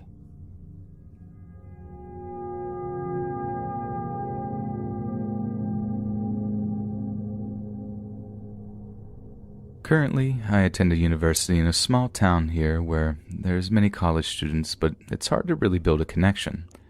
So my friends and I decided to try Tinder for a few weeks because we wanted to meet guys. After talking to some guys, I found a guy named Josh who had just graduated with a degree in computer engineering and was really funny. I knew deep down inside I wouldn't have any romantic relations with him, so I kept it casual. At some point, I told him I was deleting Tinder, so we exchanged numbers and continued texting for a few days. Slowly, I started losing interest in him and stopped replying to his messages. Occasionally after that, he would text me, but I wouldn't reply. Yeah, I know, not so nice. Eventually, I moved on from him and planned to go to another guy's house one night. My friend wanted to meet up earlier that night, so I stopped at the gas station to buy us some snacks. While there, I got a text from Josh asking me why I was at a certain gas station with a boy. I was super confused because I was alone, so I asked if he was there too. He didn't reply, so I brushed off his comments and went about my night. Fast forward a few days later, I became curious about his comment and texted him back about it. He disregarded my question and continued the conversation as normal. We continued texting and agreed to meet up at his place to hang out. Before class one day, I decided to go over to his house and hang out. I met him, and he looked entirely different from his pictures. It was like he was a catfish. I was definitely confused, but decided to still give him a chance. He later admitted that the picture was 2 years old. After talking for a little bit, things got heated, and we started undressing. Then, things happened. After we were done and just laying in bed, he started telling me about his cool inventions and how he was able to program the lights in his room to his phone. Then I asked him what else he is able to do using his softwares, and he mentioned how he was able to access my phone and view me through my phone a few weeks back. "I wanted to make sure that you weren't a catfish, so I looked through your camera on your phone to see you," Josh said. I was so mortified, but I had to act natural so I can find out what other things he was capable of doing. "So when I was at that gas station that night, were you able to track me?" I asked him. He then proceeded to admit to me that he's been able to access my messages, and that's how he knew I was meeting a guy that night. Mind you, I'm naked in this bed with this guy while he's telling me this. I then proceeded to tell him that I had to go to class and attempted to put my clothes on. He then persuaded me to continue whatever we had going on, but the look on my face clearly stated I was ready to go. He continued to insist, but I said, "I think we're done here," and got up to finish putting my clothes on. Josh then asked if I wanted to meet at my house on 24th Street next time. Baffled by his statement, I told him that I don't live there anymore. Josh then called me a liar and said, "Don't lie to me. I know you live on 24th. I then persisted that I moved, and I hadn't been at that address for a few months now. Creeped out by his comments, I started putting my clothes back on while he told me that it's easy for anyone to access my IP address, so it wasn't anything serious. I couldn't believe he was trying to convince me that his actions weren't severe after he just admitted to invading my privacy. After convincing him that I was late for class, I quickly left his place without raising suspicions that I was creeped out. Later that week, he texted me that he fell for my personality and wanted to meet again. As soon as I received that message, I told him I didn't want to see him anymore, and then blocked his number in hopes of forgetting him forever. It's been a few months since that incident, and he hasn't tried to contact me, which I hope is a good thing.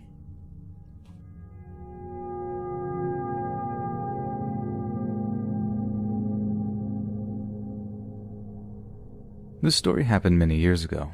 I was 19 years old and lived with my parents at home in a fairly bad neighborhood. At the time, I had a very large, loving dog that was half Great Dane and half English Mastiff, who was the sweetest little angel you could have ever met, but huge. We were talking over 5 feet on her hind legs and well over 100 pounds. It was late one night, and I decided that the middle of the night was when I wanted to go to a local 24-hour grocery store to get a few snacks. At the time, I didn't own a car, but I did have a license, and my father had a car. Since I was young, I figured I could take the car, drive the few miles to the store, pick up my snacks, and be back having the car in the driveway before anyone knows I'm gone. The only issue was I knew my dog would start barking and crying if I left her alone while I went to the store. So I decided that I would take her with me and leave her in the car, since it's the middle of the night, so it's not going to be hot and all will be well. I get to the store, get out, and pick up a few snacks, pay the total, and head back to the car. It's the early 2000s, and my keys are on a lanyard around my neck. As I am walking quickly towards my father's car, I notice in my peripheral vision there's a man who had gotten up from a bench on the side of the building. I heard him say something, but I don't turn around and have no clue what it is. I start to quicken my pace and wonder if I'm being paranoid. By the time I opened my car door, this man was in a full sprint towards me. No keyless entry system or alarm. I slam the car door shut, and before I can even lock the door, I see a hand slam on my window, full palm. In the next split second, my beautiful, amazing, huge dog lunges from the passenger seat across my driver's seat towards the window. With teeth and barking, I had never seen her act like that. Then I hear some obscenities from the man before he disappeared off into the darkness. I got home safe that night, and nothing came of it. The neighborhood the stores are located in are notorious for panhandlers and theft and robberies, so I can't tell for sure what that person wanted from me. If they would have hurt me, or if I was just overreacting. What I can tell you is that I'm very glad that I had my guardian angel with me that night.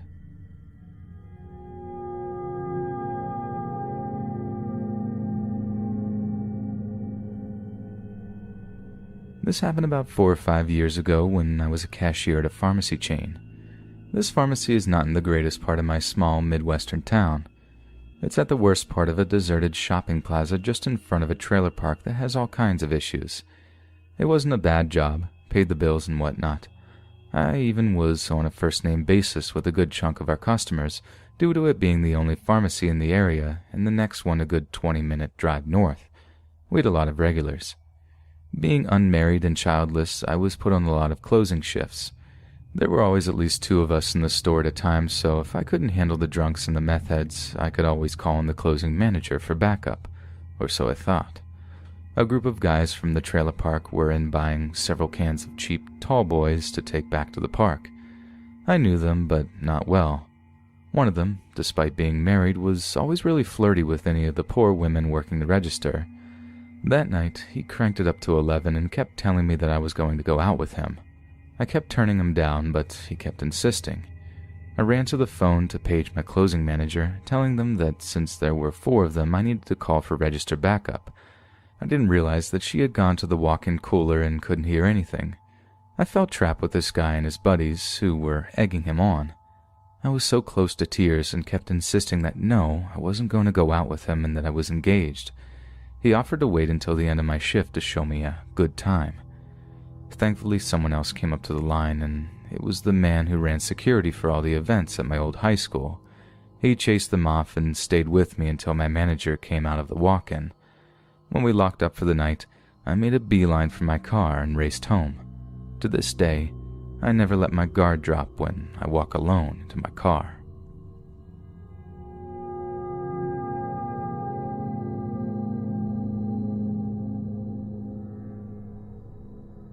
So this is an ongoing situation, but it just went from annoying to seriously creepy.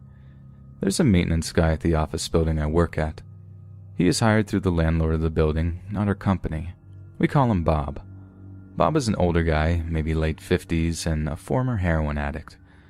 I use quotes because we're all pretty sure Bob still occasionally indulges in the habit. He is very socially awkward, and his mannerisms and way of speaking are strange. He talks really slow and pauses in places where pauses don't make sense, or trails off mid-sentence. He also gets super close when he talks to you and makes intense eye contact or stares at me through our huge front window that happens to be in front of my desk. So, overall, mildly creepy guy. He has done some weird things in the past, like gave me his personal number, bought a coworker a $200 wedding gift, and had it delivered to her. I work with all women. The staring at people through the window, and he gave me a toy riding horse thing for my son, the kind that's on springs that rocks back and forth, and asked me personal questions about my marriage and tried to ask me to go on a date with him. I also found my car door open and a bunch of my stuff, like paperwork and some perfume and makeup I keep in my center console, moved around once when he was here. Today, he comes in the front office and just kind of stands there after saying hi. I ask my coworker if I can go out and have a smoke, and she says yes.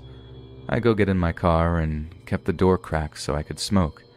I was parked under a covered carport thing outside the back door across from the utility supply room. All of a sudden, Bob is standing there and kind of grabs the door and opens it a bit. I don't know where he came from, but I was listening to music, so I wasn't really paying attention. I took my headphones out and looked at him like, what? He doesn't answer right away, then asks me if I can take him to the store. A, he has a big white truck that he knows I know he has, and B, he knows well that I can't just up and leave while I'm working. I tell him that, and he goes, "Oh no, it's okay. I already asked, Ellen, and she said it's okay." I asked him why he can't just drive himself, and he sits there for a second, looking at me, and then asks me to come help him with something in the utility room. I say no, and I need to get back in before I get yelled at. He stared for a minute and then smiles the creepiest smile and says, "No, you won't. They think you took me to the store. We have plenty of time." I don't know if I'm accurately conveying the creepy, scary vibe he was putting off, but I was scared at this point. I didn't know what he wanted or what he was trying to accomplish, but it wasn't anything good. And on top of that, it wasn't moving out of my way and was like 6 inches away from me. I tell him to move, and he stands there for a few seconds and finally moves. I dialed 911 on my cell and jumped out of the car and ran inside.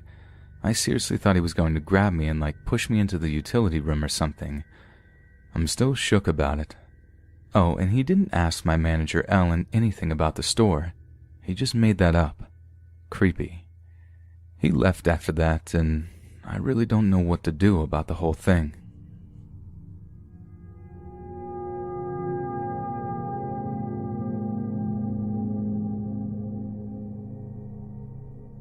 This happened many years ago when I was 12 or 13. I was walking from my apartment to the grocery store to buy some things. It takes about 10 minutes to walk each way. As I was walking home from the grocery, a car with 4 big Nigerian men slowed down with their windows down trying to talk to me. "Hey there, little girl. What are you doing? You want to come to a party? We have drinks." Now, I'm a small 5'2" girl, so I was terrified. I ignored them and walked faster, hoping they'd go away.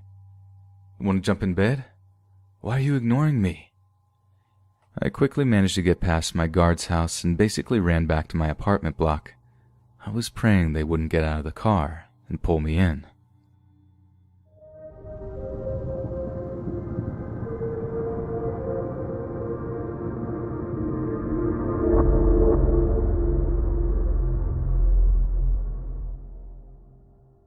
In 2012, I had suffered a stroke that killed me. As I slipped away, I had felt an overwhelming peace come over me like I had never felt before. Things went black.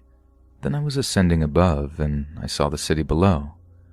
Next to me, I heard a voice from this orb of varied colored lights that also had a mist coming off of it. It was a woman's voice, and she was telling me how excited she was to finally be with her family and see her mom and dad again. I started to feel unsure and told her I wasn't supposed to be here. Suddenly, I was standing in an otherworldly place that was gorgeous. All the structures and buildings were made of what looked similar to marble, but it had an iridescent color between the marbling. The buildings were decorated with colorful stones with gold embezzlements lining the buildings and glass fencing. I walked along the path with my arms crossed and holding to my body. I felt lost, and everyone around me was chattering happily with each other in these otherworldly clothes of satin-like linens. Some people held hands and were close and joyful with each other. This place was absolutely beautiful. I came upon an old man who was sitting near a tree and what seemed to be teaching a class with people surrounding him. Some were sitting and others were standing. He called me over to join him. He was teaching the lessons of what life is supposed to be on Earth, what it was originally supposed to be, and how humans were supposed to be caring for the world and the inhabitants on it, but materialism had gotten in the way, among other things. I felt an overwhelming knowledge come over me as he continued to teach this class about the world, the universe, life, and death. Everyone began to surround me, and the old man put his hand on my shoulder and he said, "It's not your time yet. You will know when it is." The people from the class all came in and held me in a circle, and I was suddenly back. I opened my eyes and breathed in. I was alive and back in my earthly body. And this is how I came to believe in God and also reincarnation. I don't claim a religion because my beliefs are now a mix of things. Unfortunately, slowly that knowledge that was instilled into me slowly slipped away over the years, but I feel it in the back of my mind. To me, religion became several fingers pointing to the same being. I don't need a religion to dictate my relationship with God. If you're wondering, I'm 27 now and suffer residual effects that disabled me, but I keep going. My body may not work properly, but my brain still does, and I focus on expanding my knowledge in various areas.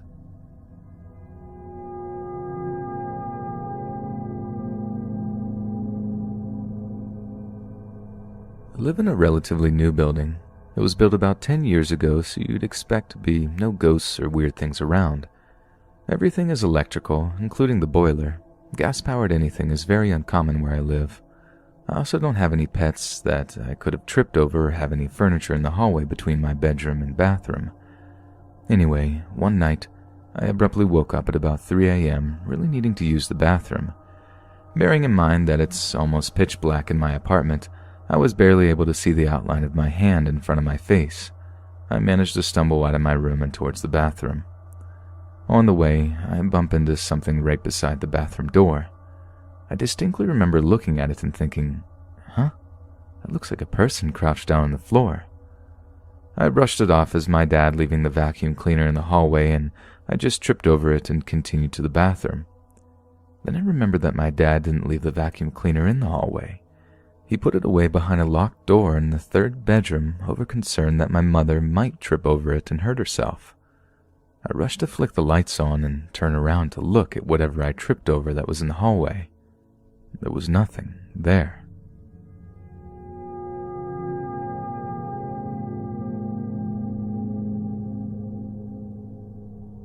Yesterday I had a weird experience on Halloween night, so I wanted to post it here. In 2015, my mom passed away from cancer.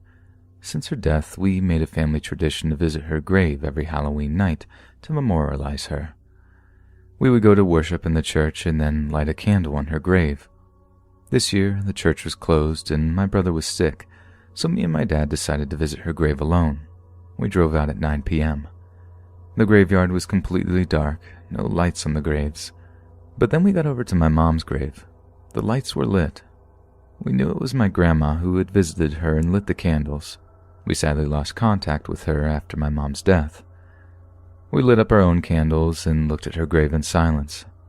I felt comfort watching her grave. I wasn't scared, but it was sad to see all the other graves with no lights. I was surprised the candles didn't blow out. It was a windy night and they were out in the open. Suddenly I heard a quiet sound coming from my side. It was completely dark, so I couldn't see anything, but after hearing the sound the second time, I could hear it was a cat. I sat down on the ground trying to find the cat. I could hear it was close to me. My dad just watched. He knew I loved cats, so he wasn't surprised I wanted to pet it. The cat was very happy and wanted to be pet, so I started to pet him, and then he crawled into my lap. I just sat in silence, petting the cat and watching the grave. My mom loved cats too. She loved their cat at home. He sat in her bed looking out for her to the end. Then my dad said that maybe it was a cat my mom had sent to tell us it would all be okay. The moment was beautiful. My dad turned on the light on his phone and we could see it was a black cat. A black cat on Halloween night visiting my mom's grave. I continued to pet him on my lap and after some time he crawled down. But then the cat walked over to my mom's grave, crawled over the little fence and just stood on the grave, the exact place her urn was buried. The cat turned around and looked at both of us with its glowing eyes. I could feel my mom's presence as I looked into the cat's eyes, and even though I don't believe in the afterlife, this felt so real. It felt like a sign from my mother. After standing there for some time talking about memories from my mom, we decided to get home. But the cat followed us as we walked away. I sat down to pet him, but then it crawled in my lap again. My dad continued to walk to the car. He thought I was right behind him, but I couldn't let go of the cat. I felt a connection. The cat was so warm, so happy, and then I started to burst into tears. I haven't cried a lot over my mom. I don't know why, but at this moment I couldn't keep it in anymore. I know it sounds crazy, but I felt like the cat was connected to my mother. I hugged the cat tight and gave it a nose kiss. My dad had realized I wasn't behind him and came back for me. He heard me crying and came to comfort me. He knew I wasn't ready to let go of the cat, but he took my hand and we went to the car. I knew I couldn't stay there forever. It was very cold and dark. I'm happy I had the experience, because it felt comforting and beautiful. I felt a connection to my mom. This is not the first time I got a sign from her like this, but that is for another post.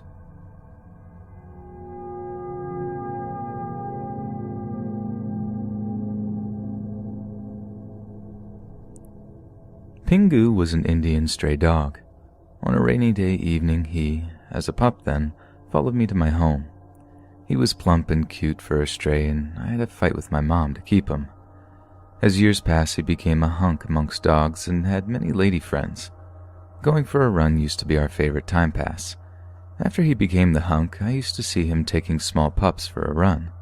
Being inside a closed community, I never tied him down, and he had all the freedom. No wonder most of the pups resembled him.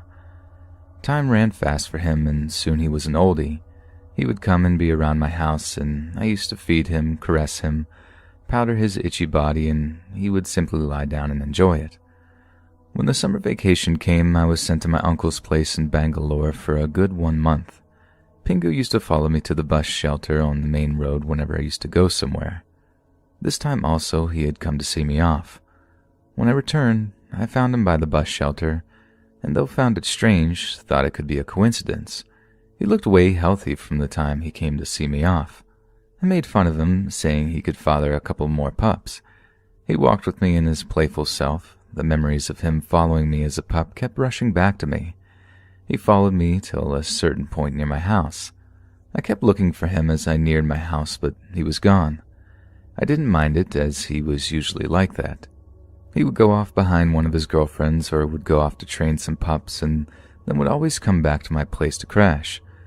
This time it was different. At night he didn't come back and I couldn't find his plate and the bed outside my house.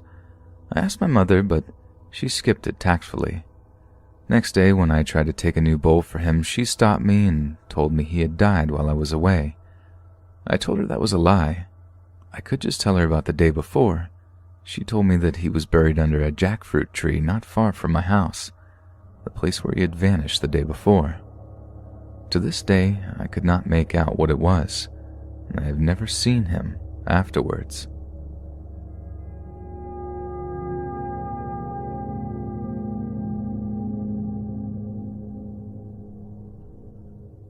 So this happened to me about 2 years back, and I've never had any sort of explanation. I was meditating on my bed with the lights off and my eyes closed.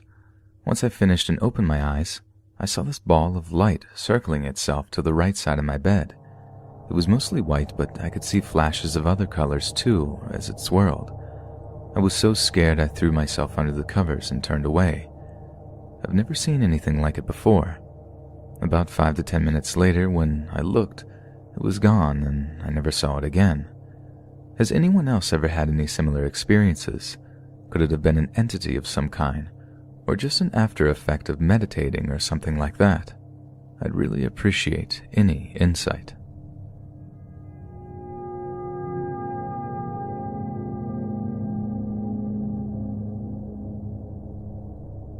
I bought my home in 2015.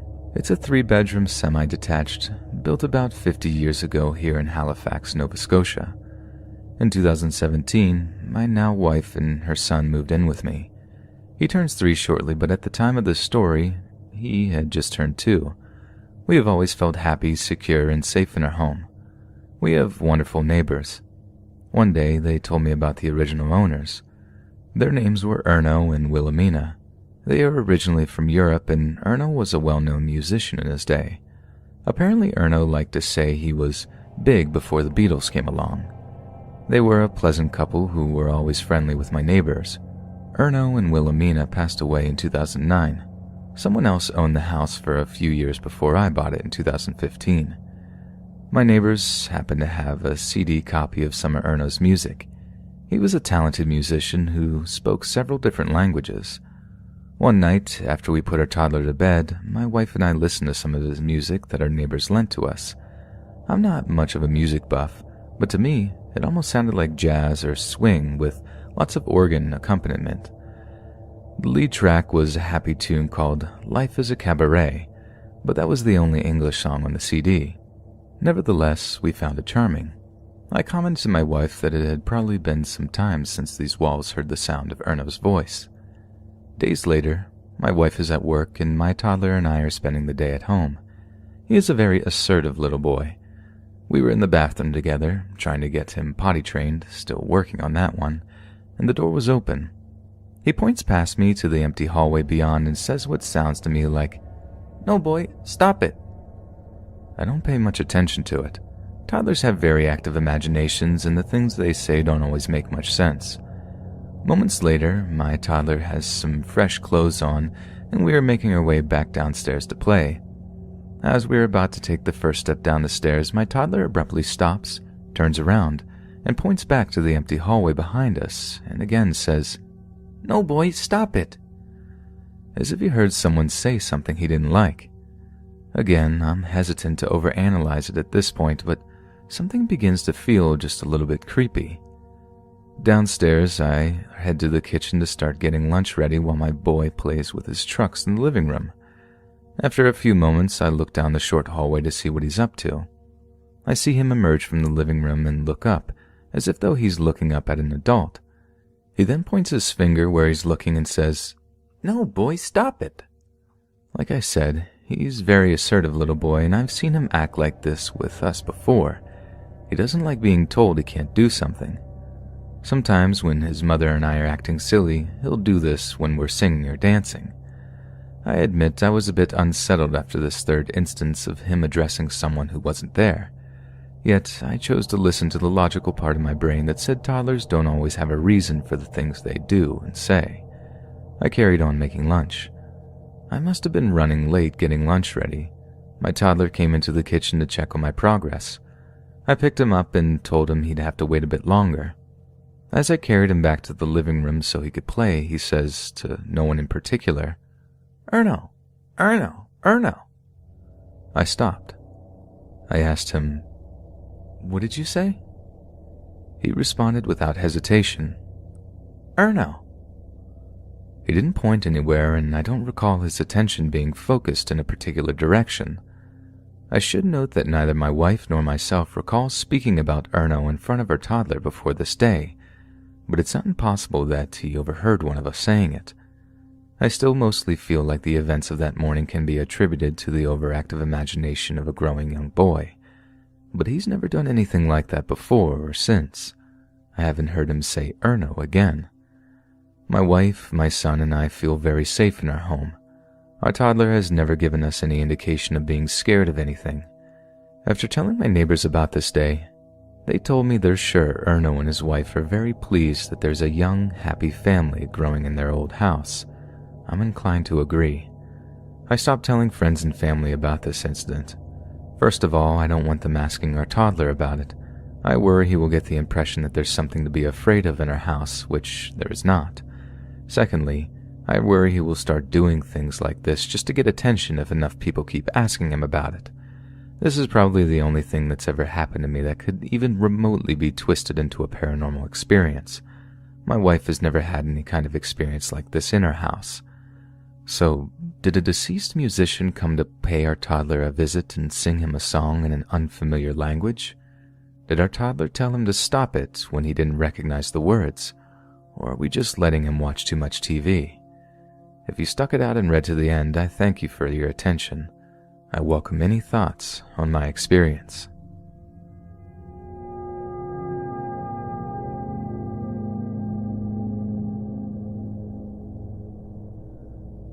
This happened several years ago when I was about 9, but hadn't thought much about it until recently. My great-grandma, who at the time was my favorite relative, had just passed away. To give some context, I'd constantly write her letters, talk on the phone, and visit as often as we could. Being 9, it was extremely hard for me when she passed. I barely remember the ride home, but we had just returned to Minnesota from the funeral in New England. I distinctly remember being in my room on the top bunk, sobbing. My bedroom was upstairs with a bunk bed against the left wall, open on the right. I slept with my head closest to my bedroom door and my feet closest to the window. My window view faced a park across the street from my house and my house. Any traffic would travel parallel with my house and window, so their headlights would never directly shine in my room. As I lied there reminiscing about the good times shared with my Gigi to my mom, a bright white light overtook and filled the entire room for a second, slowly faded back to darkness, and a familiar musky scent of her perfume filled the room.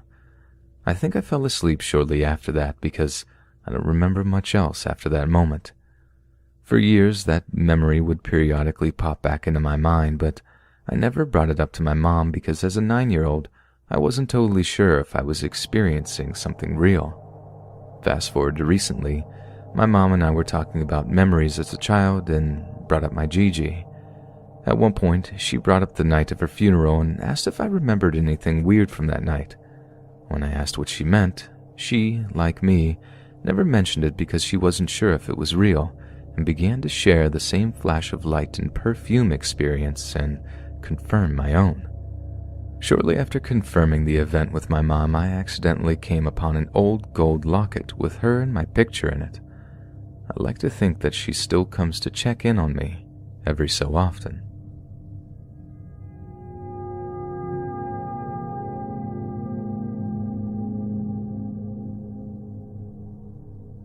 My parents divorced when I was very young.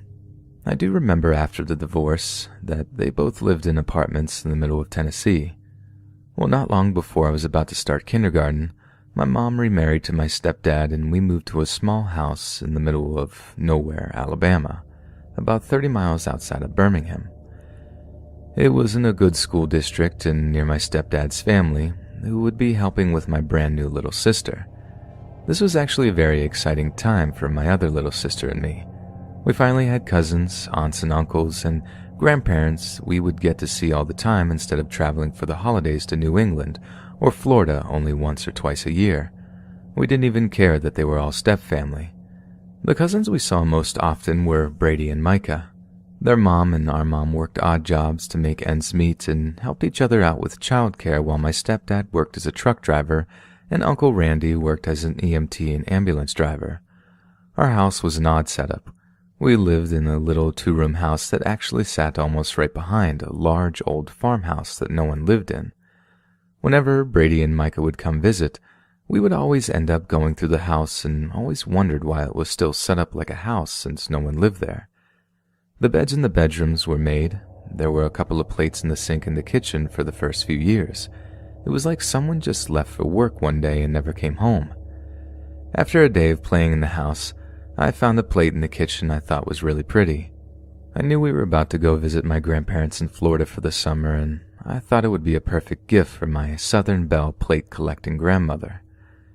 I took it back home and Mom helped me clean it and get it ready that evening before sending me off to bed. After my mom sent me to bed, she followed her nightly routine of smoking a cigarette, dumping the ashtray, sweeping off the porch before locking it, then watching the nightly news before going to bed herself. While she was in bed, she kept smelling a burning cigarette. She couldn't figure out why and even got up to check the garbage to make sure her last one wasn't still lit. It wasn't, so she went back to bed. She almost fell asleep, convinced the smell is just stuck in her nose, when all the lights in her room turn on. She turns to get out of bed and comes face to face with me, standing next to her bed, clutching my blanket and crying. She asked me why I turned on all of her lights. I just break down crying and barely get the words out. I didn't turn on any of the lights, not even the ones in our room or in the living room. Caroline did it. I told her to stop and turn the lights back off, but she just laughed at me. My mom was very confused. Who's Caroline? I explained. Caroline is my friend I made. Normally she just turns on some lights at night. She didn't have lights in her house next door until she was 6 like me and likes to play with them. But when I tell her to stop and go home to sleep, she turns off the lights and walks away. But tonight she turned on all the lights, and when I told her to stop, she laughed at me and walked into our closet instead of going home. Now she doesn't want to leave, and even though I want her to, and she made fun of me. My mom got out of bed and picked me up. She was carrying me back to my room. She quickly discovered every light, every lamp, every ceiling light, even the pull chain lamp under the kitchen counter was on. She took me to my room and laid me in bed, checked the closet just to make sure Caroline wasn't in there, and turned off the bedroom lights so my sister wouldn't wake up. She went out into the hall and reached for the light switch, but before she could even touch it, every light in the house went off. Mom was convinced that we had lost power, so she hit the light switch to check, and the hall light came back on like normal. As odd as it was, she just went back to bed. As she laid in bed, the cigarette smell came back. She sat up, trying to remember if she smelled it while dealing with me or if she was just too preoccupied and freaked out to notice. While she was trying to remember, she heard the screen door to the back porch open and slam shut again. Of course, she knew she had locked it before going to bed.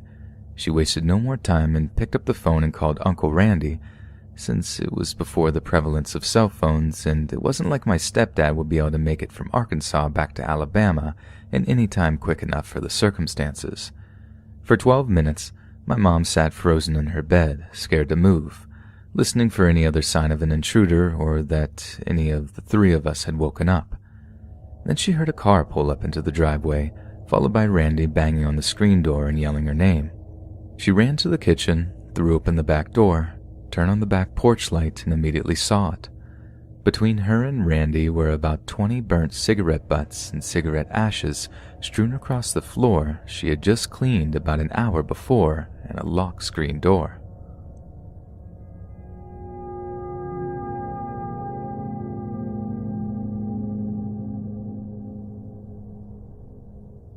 Every night when I'm alone in bed, I constantly keep having this feeling of being watched. I'll be laying in bed in my dark room trying to fall asleep when, out of nowhere, I'll get this feeling. I sit up slightly and scan the room in front of me, and my eyes always rest on the corner of my room to my left, where I'm not able to see much because of how dark it is. After that, I'll usually stare at the corner of my room for a couple of seconds before I lay my head back down on my pillow. But the weird thing is that sometimes I swear I'll see something in the darkness just standing there, looking at me. Now, it could very well be my overactive imagination due to the countless hours I spend listening to creepypastas and diving down the rabbit holes of YouTube, but I'm not sure. It just creeps me out. I now always sleep with my TV on, as it's my only source of possible light in my almost pitch-black room. I sometimes find that my bedroom door and/or closet door will be slightly cracked open at times, even though I swear to God I had the thing closed. This doesn't happen a lot with my closet, but it does happen more frequently with my room door. And yes, the latch is always inside the door frame when I close it, so there is absolutely no way you could open it without turning the knob. Has this happened to anyone else? If so, or if you had any similar experiences, please feel free to comment.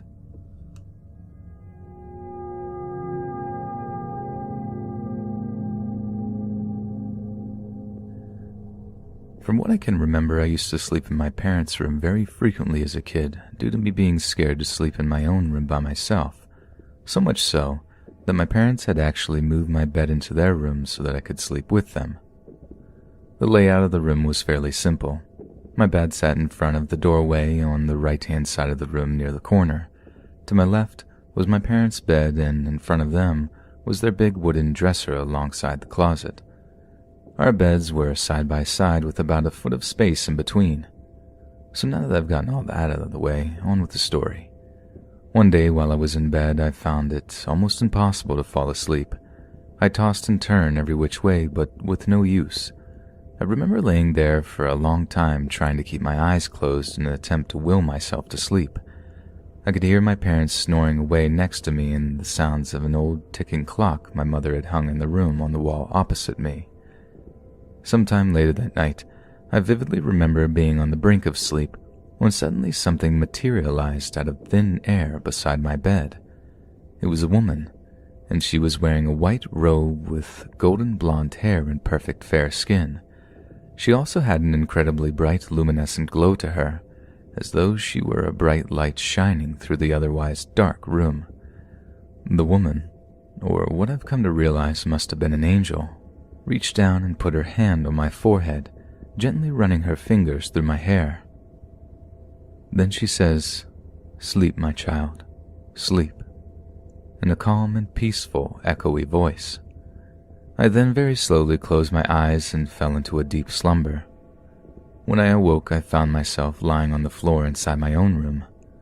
My mother had been the one to wake me up, as she had noticed that I wasn't in bed and found me face down on the ground, sound asleep.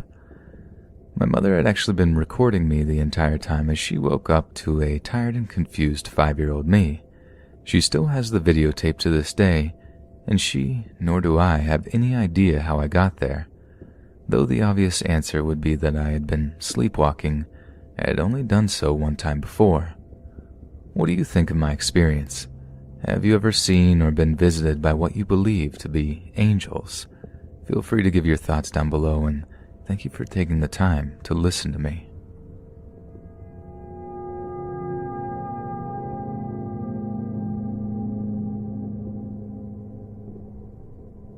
When I went to college, there was a public hiking trail that lots and lots of students would go to.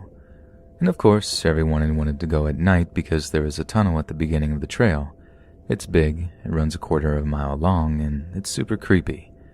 The legends say that the place is haunted, and it's 110% true.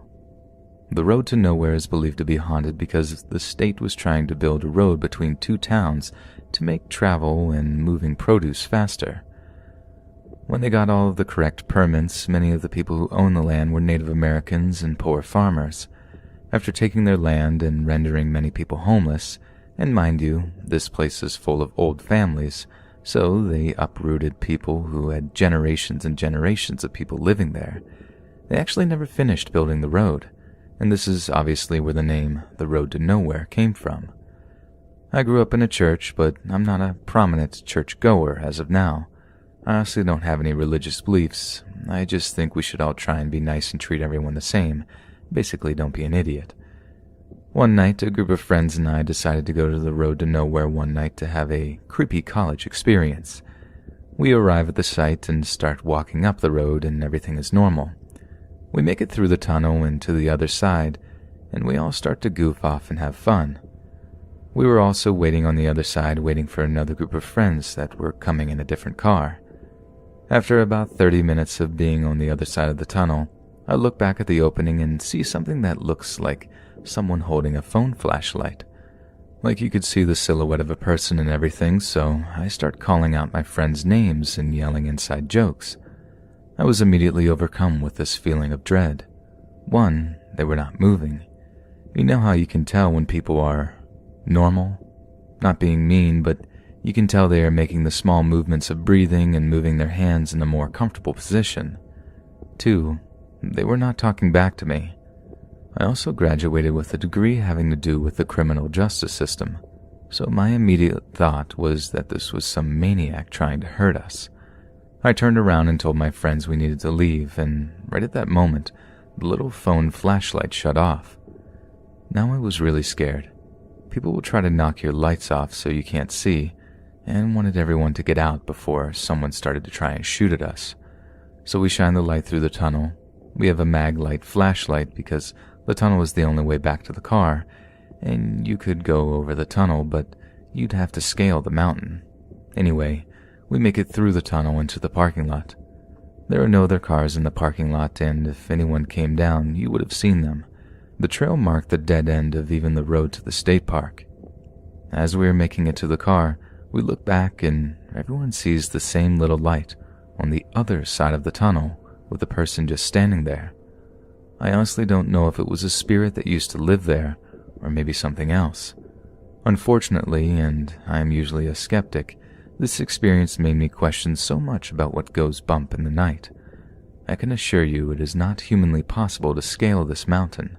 You can even look the place up. It's called the Road to Nowhere in North Carolina. It's free, it's public, and has all the same rules and regulations that state parks usually administer.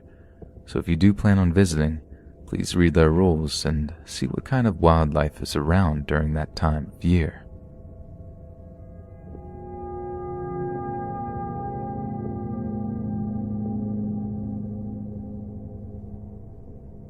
During college, I lived in a 2-bedroom apartment with another roommate. She was nice, clean, and smart, so I really thought we would get along with each other. The first 9 months of living together is fine, not even an argument about the dishes. Then, during the holidays, she went home like most students do. When she came back, she informed to tell me that she had brought back her mom's old Ouija board from when she was little. It wasn't a creepy board. It came in a box that looked like you got it from an 80s Toys R Us store. And to be fair, I honestly thought that they were just games. I'm still kind of skeptical, but I think they opened doors that shouldn't be opened. She got weird. She started to become mean, agitated, and would stay in her bedroom playing with this board for hours. Dishes started to pile up. The living room area was always a mess. She did a total personality flip. The event that led me to believe that something paranormal happened was one day, while my roommate was in class and not in the apartment, I brought my boyfriend over after we got out of class so we could pack up to go hiking. My boyfriend sits his vape down on the table in the living room. These are college apartments, so all the furniture is the same and it's all cheap. And we walk to my room to start packing. When we get back, his vape is no longer on the table. And these tables were not fancy by any means. They were a small black coffee table that was metal and just had a tabletop and legs. There was no way to actually hide anything underneath it. We tear up the apartment, looking through everything, and are just about to give up. Then as we are talking, we turn around and the vape is sitting upright on the coffee table, where it originally was. It also seemed like the apartment was cold, and it felt like the feeling when you know your parents are fighting in the room next door. Not exactly awkward, even though it is, but I guess you know the feeling. I'm not sure what to make of this experience, and I cannot think of any logical explanation. I even had someone else see what happened. Any advice?